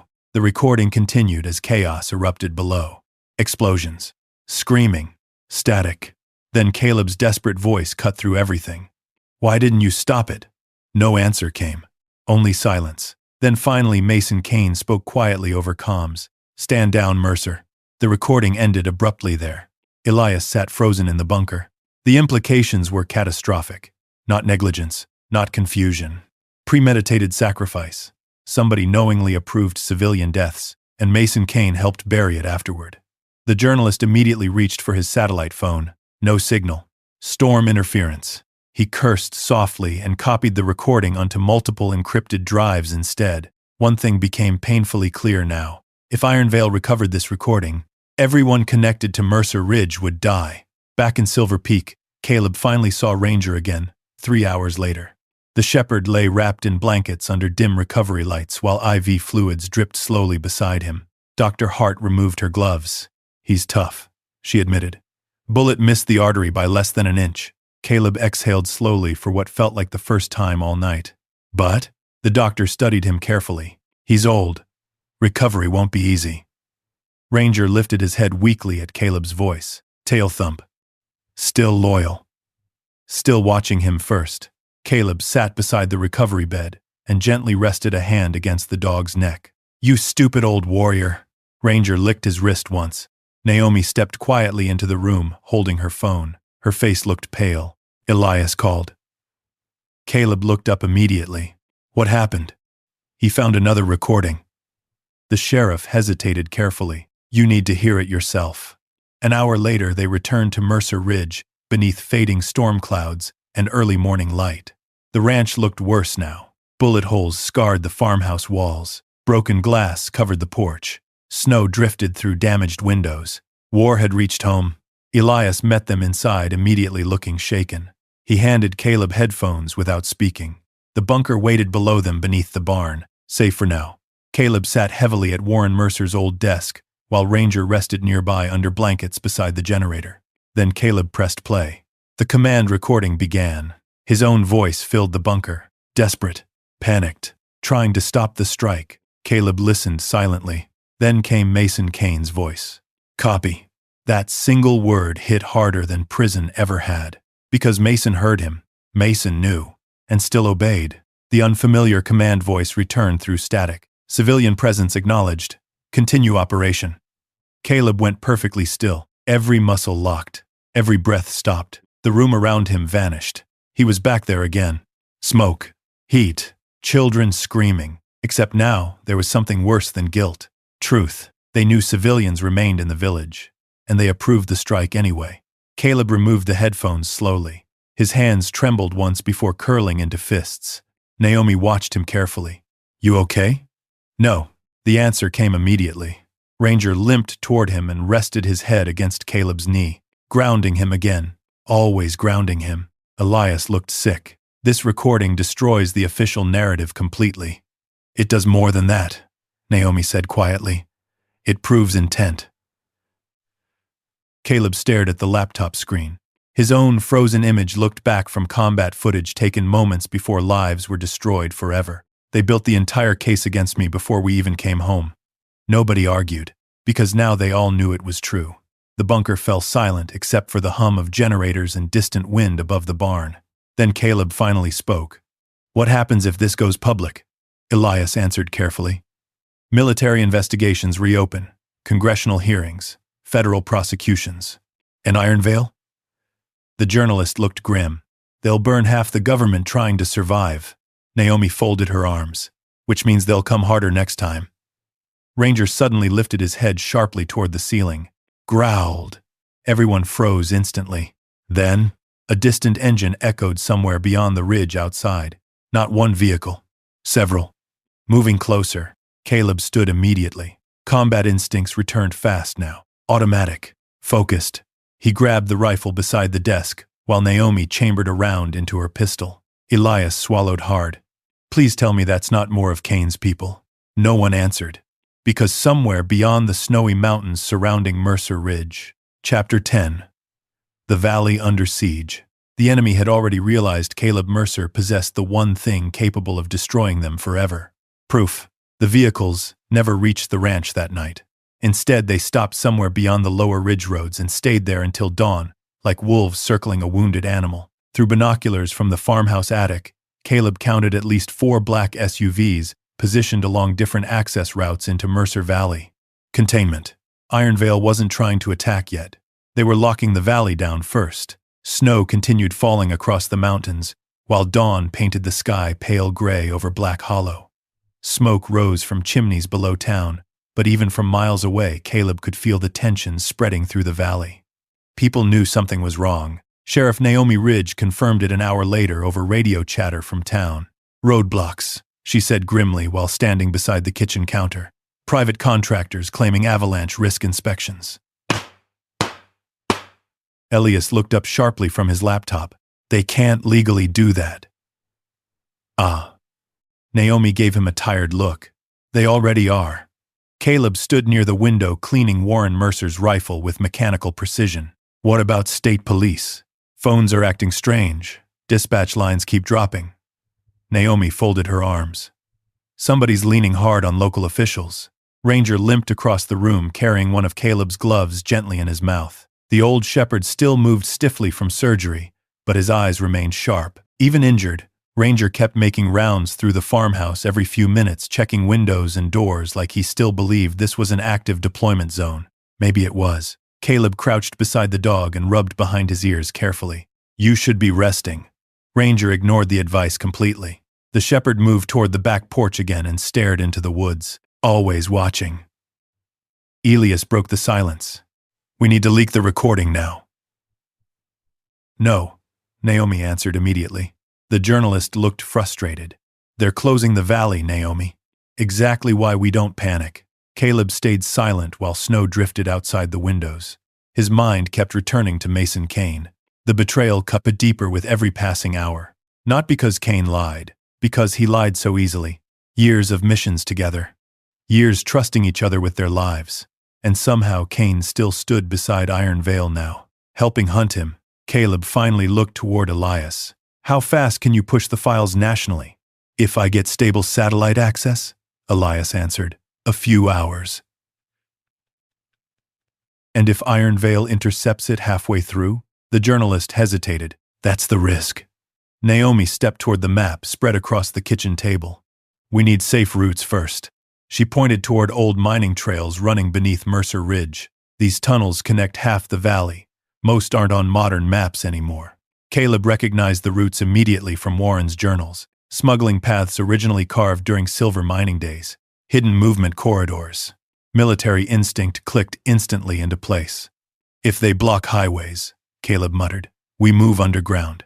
Naomi nodded once. Exactly. The sheriff looked exhausted now.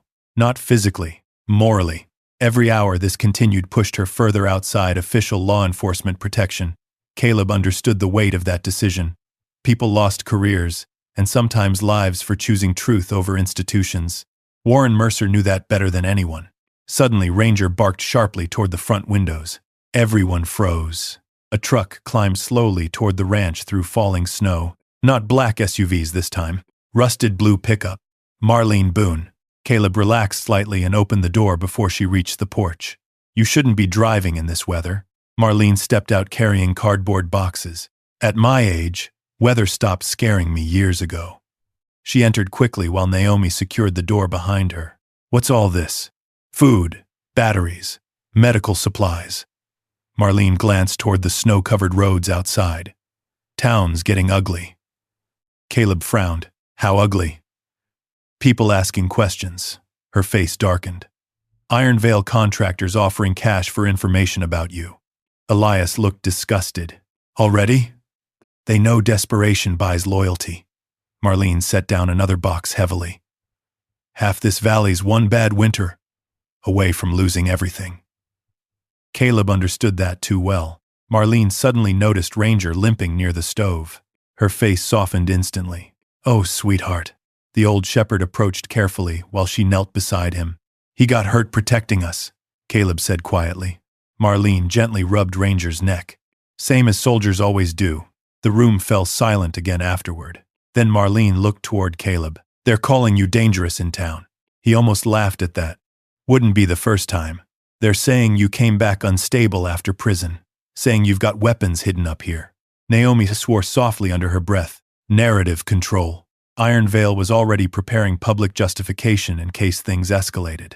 Elias stood abruptly. That's exactly how these corporations operate. They isolate targets socially first. Make communities fear them. Caleb stared toward the mountains outside. The strategy felt painfully familiar. They did the same thing overseas. Control the story. Control the enemy. Control the battlefield. Only now Caleb was the target. By afternoon the valley looked occupied. Black SUVs appeared openly along roads near Black Hollow. Helicopters circled distant ridges under the excuse of weather inspections, while unknown men visited local businesses asking quiet questions. Mercer Ridge had become contested territory.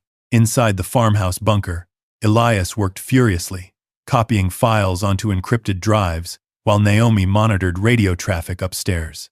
Caleb spent most of the afternoon preparing defenses. Old motion sensors from Warren's equipment, trip alarms along tree lines, emergency fuel reserves.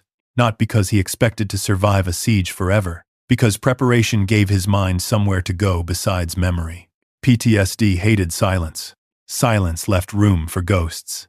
Outside near sunset, Caleb walked slowly through the snow with Ranger beside him inspecting the lower perimeter near the abandoned horse trails. The valley looked beautiful beneath evening light. That was the cruel thing about Montana. Even danger looked peaceful here. Ranger suddenly stopped near the forest edge. Growled. Caleb followed the dog's stare carefully. Movement.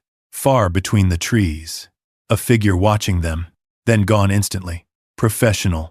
Caleb raised binoculars slowly. Nothing remained visible except drifting snow. Still, he felt it. Eyes, tracking them constantly now. Ranger barked once sharply toward the woods. The unseen observer never returned.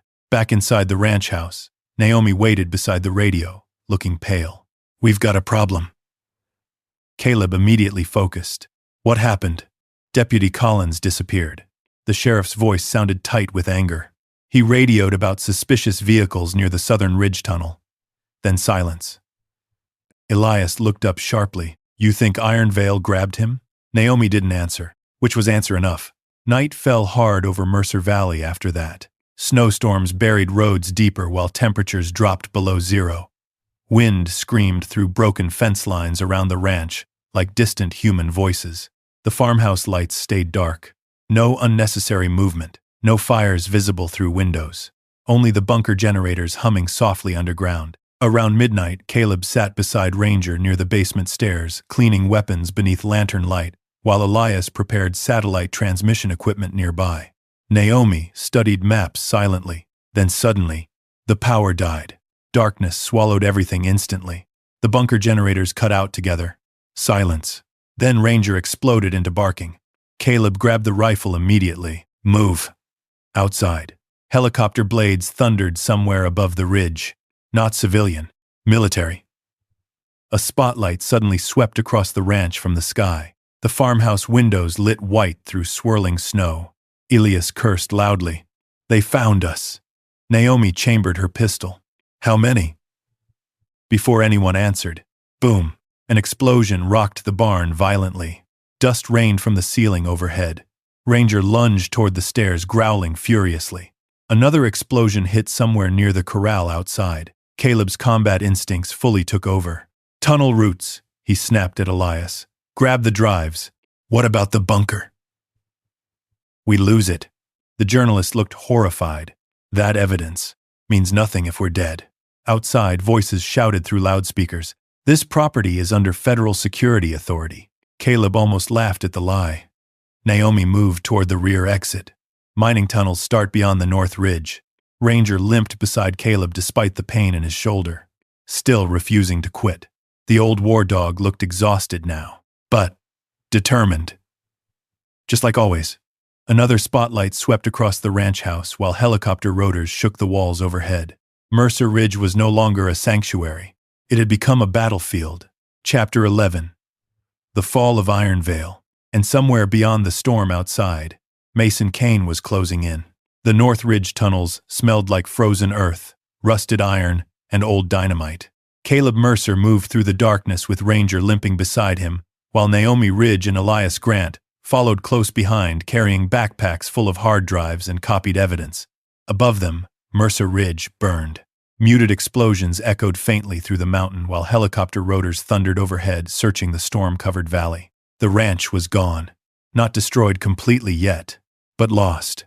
And somehow that hurt more than Caleb expected. Warren Mercer spent years protecting that land. Now Iron Vale was tearing through it like wolves through a graveyard. Naomi switched off her flashlight briefly, while voices echoed somewhere deeper in the tunnels ahead. Quiet. Everyone froze. Ranger growled softly. The old shepherd's fur bristled despite exhaustion. Then headlights swept briefly across a tunnel entrance farther ahead.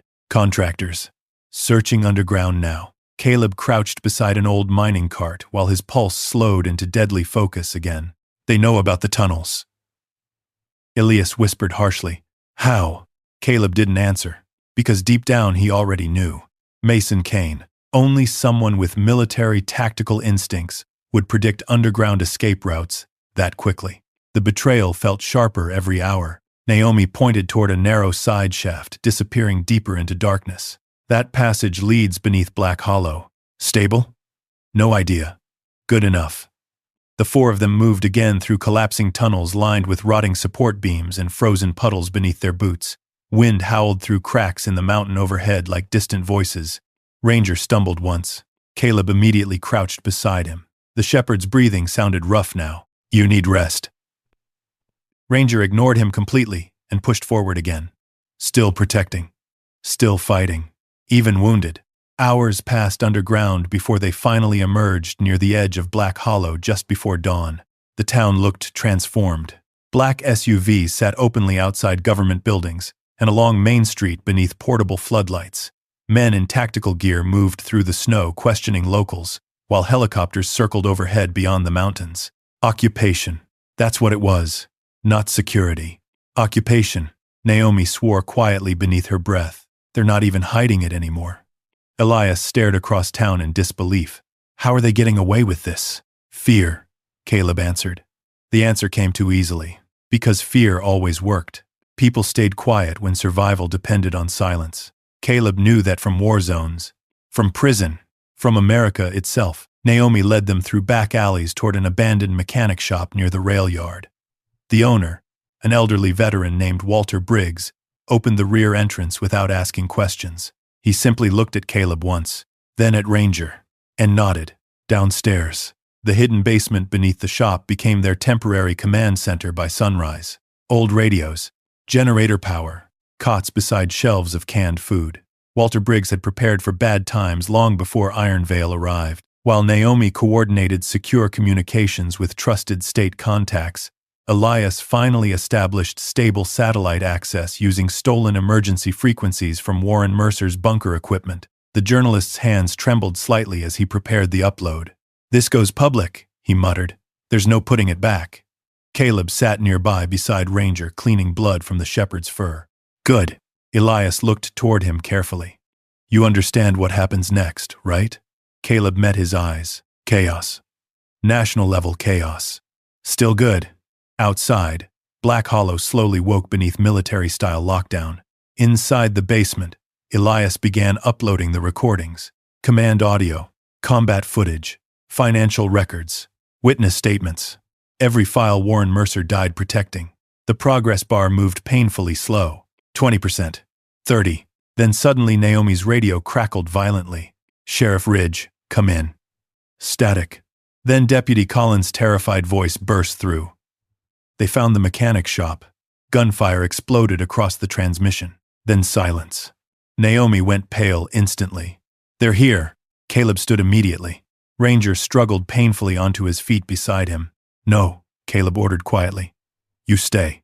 The shepherd growled in protest, but his injured leg nearly collapsed beneath him. For the first time since this nightmare began, Ranger physically couldn't follow Caleb into danger. And that nearly broke both of them. Caleb knelt beside the old dog and pressed his forehead gently against Ranger's. "You already saved my life enough times." Ranger whined softly. The sound carried years of loyalty inside it. Naomi loaded fresh rounds into her pistol upstairs, while Elias continued the upload frantically. 58%, he shouted. Not fast enough. Outside, engines roared closer through the snow. Then, loudspeakers. "This building is under federal authority." Walter Briggs laughed bitterly upstairs. "Federal my ass." Caleb moved toward the stairwell carrying Warren Mercer's rifle. The old SEAL inside him had fully returned now. Cold, focused, calm. Not fighting for orders anymore. Fighting for truth. The first explosion shattered the mechanic shop front windows. Glass rained across concrete floors above. Gunfire erupted seconds later. Naomi fired back immediately from behind overturned tool benches, while Caleb moved through shadows toward the rear alley exit. Two contractors appeared through drifting snow outside. Professional movement. Body armor. Night optics. Suppressed rifles. Caleb dropped the first with a controlled shot through the shoulder joint. The second dove behind a truck while returning fire. Snow exploded beside Caleb's head. More vehicles arrived. Too many. Ironvale intended to erase everyone inside that building permanently. Back downstairs, Elias screamed. 82%. Caleb reloaded smoothly. "Finish it." Naomi suddenly staggered backward, clutching her side. Bullet impact. Not fatal, but bad. Caleb pulled her behind cover while bullets tore through walls above them. "You hit bad?" "Still breathing." "Good enough." Outside through the storm, another figure emerged from the SUVs. Mason Kane. No mask this time. No hiding. He moved through gunfire calmly like he already owned the battlefield. The sight triggered old instincts instantly inside Caleb. Memories of operations together. Combat deployments. Years trusting this man with his life. All poisoned now. Kane's voice echoed through the loudspeaker. "Caleb, this doesn't have to end here." Caleb almost laughed. The nerve of it. "You framed me!" he roared back. Silence briefly followed. Then Kane answered calmly. "You were collateral damage." Those 4 words landed harder than bullets. Collateral damage. 3 years stolen. Lives destroyed. Families buried. Just collateral damage. Rage surged violently through Caleb's chest. Not wild. Worse. Controlled. Kane stepped closer through swirling snow. "You release those files and the whole system burns." Maybe it should. For the first time, Mason Kane looked tired. Not evil. Tired. "You think exposing this changes anything?" Kane shouted over the storm. "The machine survives, Caleb. It always survives." Caleb tightened his grip on the rifle. Then maybe somebody should finally break it. Gunfire erupted again suddenly from both sides. Contractors pushed toward the building while Naomi fired through shattered windows despite blood soaking her jacket. Downstairs, Elias screamed. 99%. Then, upload complete. Silence hit Caleb like thunder. It was done. The files were out. National servers. News agencies. Federal investigators. Irretrievable now. Mason Kane seemed to realize it instantly. His face changed. Not anger. Defeat. Then sirens echoed faintly across Black Hollow. State police. Real ones. Not Ironvale contractors. More sirens joined them. Then helicopters. News helicopters. Somewhere far beyond Montana, the country was waking up to the truth. The contractors began retreating almost immediately. Fast. Organized. Professional. They knew the operation had collapsed. Kane stared toward Caleb one final time through falling snow. "You have no idea what's coming now." Then he disappeared into the storm with the others. By afternoon, the entire nation exploded. News channels replayed the recordings nonstop. Caleb warning command about civilians. Official voices approving the strike anyway. Ironvale financial corruption tied directly to combat casualties. The outrage spread like wildfire. Pentagon officials resigned within hours. Federal warrants followed.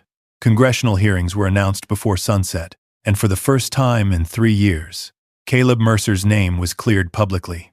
Not quietly, Nationally. Inside Walter Briggs' basement shelter, silence filled the room, while television screens played the breaking coverage overhead. Elias sat exhausted beside cold coffee and empty hard drives. Naomi received medical treatment for her shoulder wound. Ranger rested beside Caleb's boots, under blankets near the heater. The old shepherd slept deeply for the first time since arriving in Montana. Peacefully, Caleb watched reporters call him innocent, call him scapegoat, call him hero. The words felt unreal, because none of it gave back the dead. None of it erased prison. None of it erased what happened overseas, but truth mattered anyway. That evening, after federal agents finally secured Black Hollow and Iron Vale operations collapsed nationwide, Caleb drove alone back toward Mercer Ridge. Snow still covered the mountains. Smoke still drifted faintly from parts of the ranch. But the land remained standing, waiting. Ranger sat quietly beside him in the truck, despite the bandages around his shoulder. They stopped near the small cemetery overlooking the valley. Warren Mercer's grave stood beneath fresh snow beside generations of family Caleb never knew. Caleb stood there silently for a long time.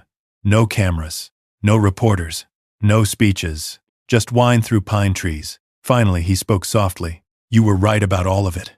Snow drifted gently across the headstones. Ranger lowered himself beside the grave, despite the pain in his leg. Loyal to the end.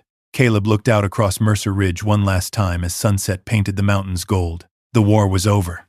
Iron Vale had fallen. But somehow, Chapter 12. The field that came back to life.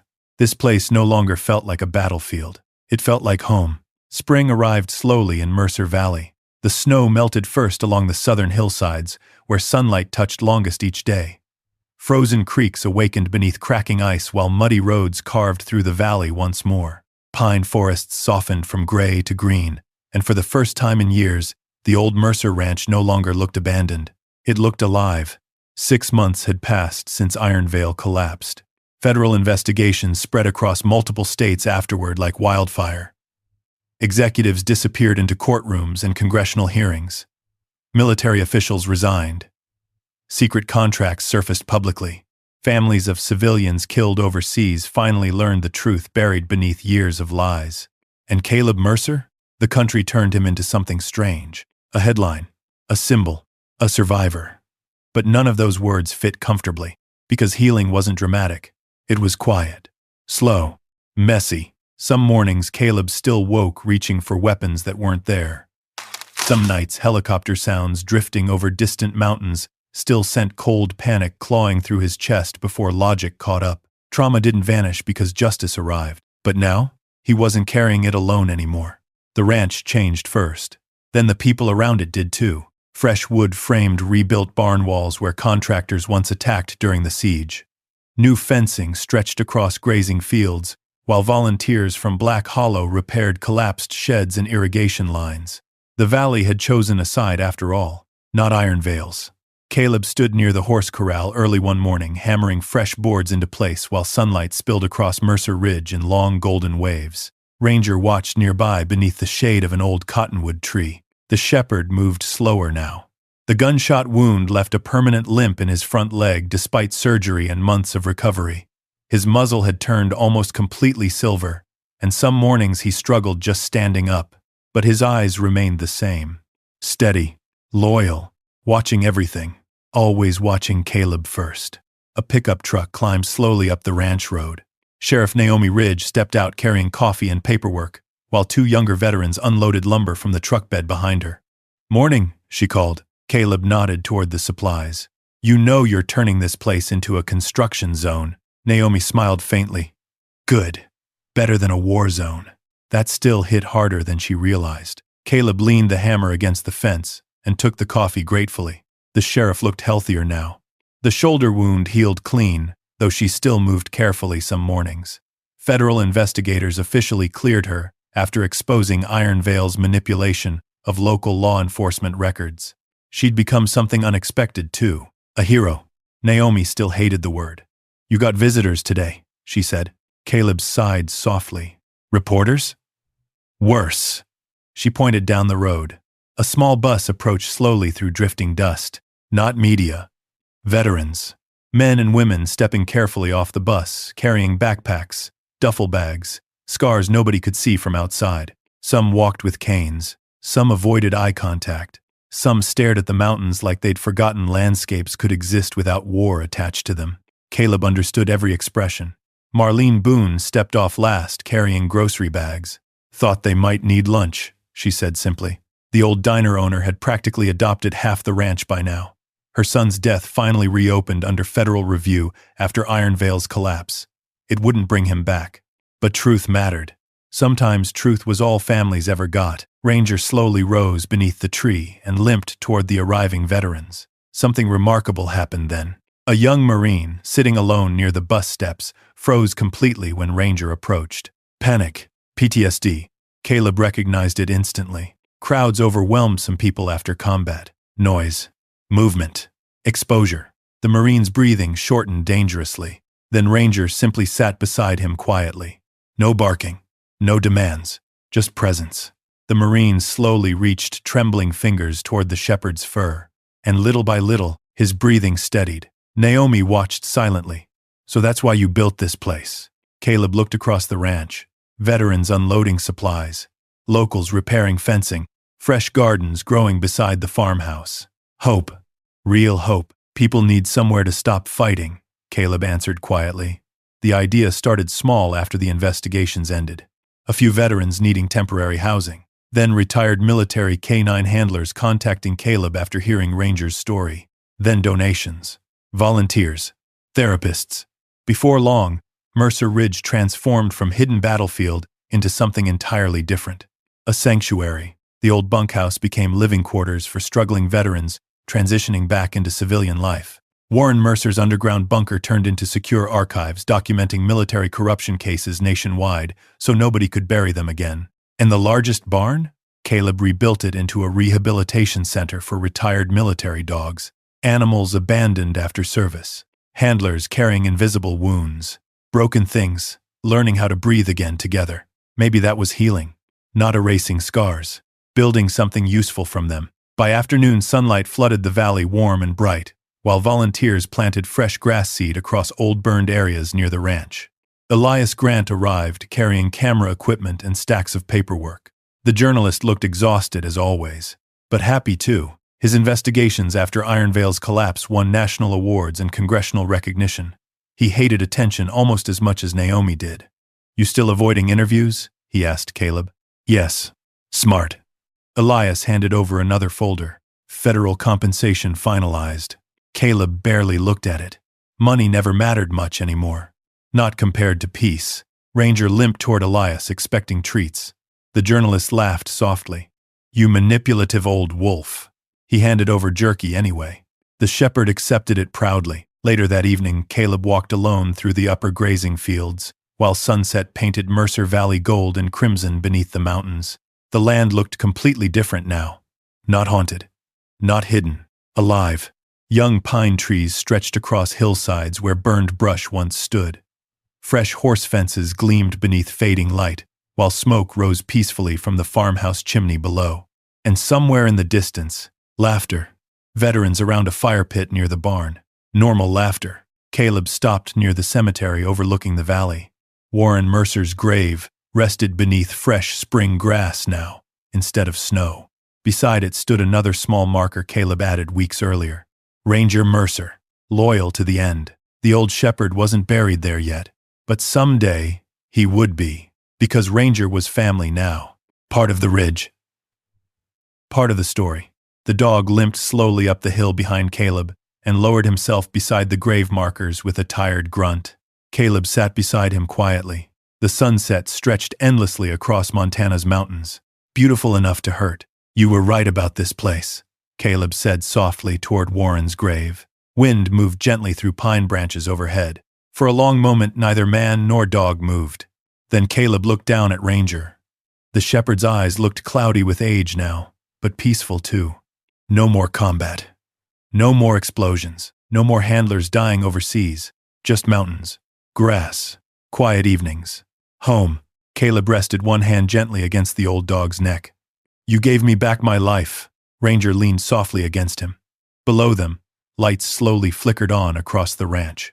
Veterans working gardens, repairing barns, learning how to exist outside survival mode. The sign near the entrance road caught the final light of sunset. Mercer Ridge Veterans Ranch. A place for wounded soldiers. A place for forgotten dogs. A place where broken things could heal without shame. Caleb finally understood his grandfather's real inheritance now. Not the money, not the land, not even the evidence. It was responsibility. The responsibility to protect people the world found easier to discard. Just like Warren Mercer protected him. Just like Ranger never stopped protecting either of them. Far below in the valley, spring wind moved across open fields where snow once buried everything. The same fields that once hid corruption and violence now grew gardens and shelter instead. Pain transformed into purpose. War transformed into home. And as darkness slowly settled over Mercer Ridge, Caleb Mercer realized something he never thought possible. After prison, after betrayal, after everything they stole from him. For the first time in years, he wasn't surviving anymore. He was finally living. Type yes in the comments if you believe some things are worth fighting for your name, your family, and the ground beneath your feet. And if you've ever had to rebuild your life from nothing, drop a 1 below and tell us where you're watching from. If stories about justice, loyalty, and ordinary people standing their ground mean something to you, subscribe and come ride with us into the next story.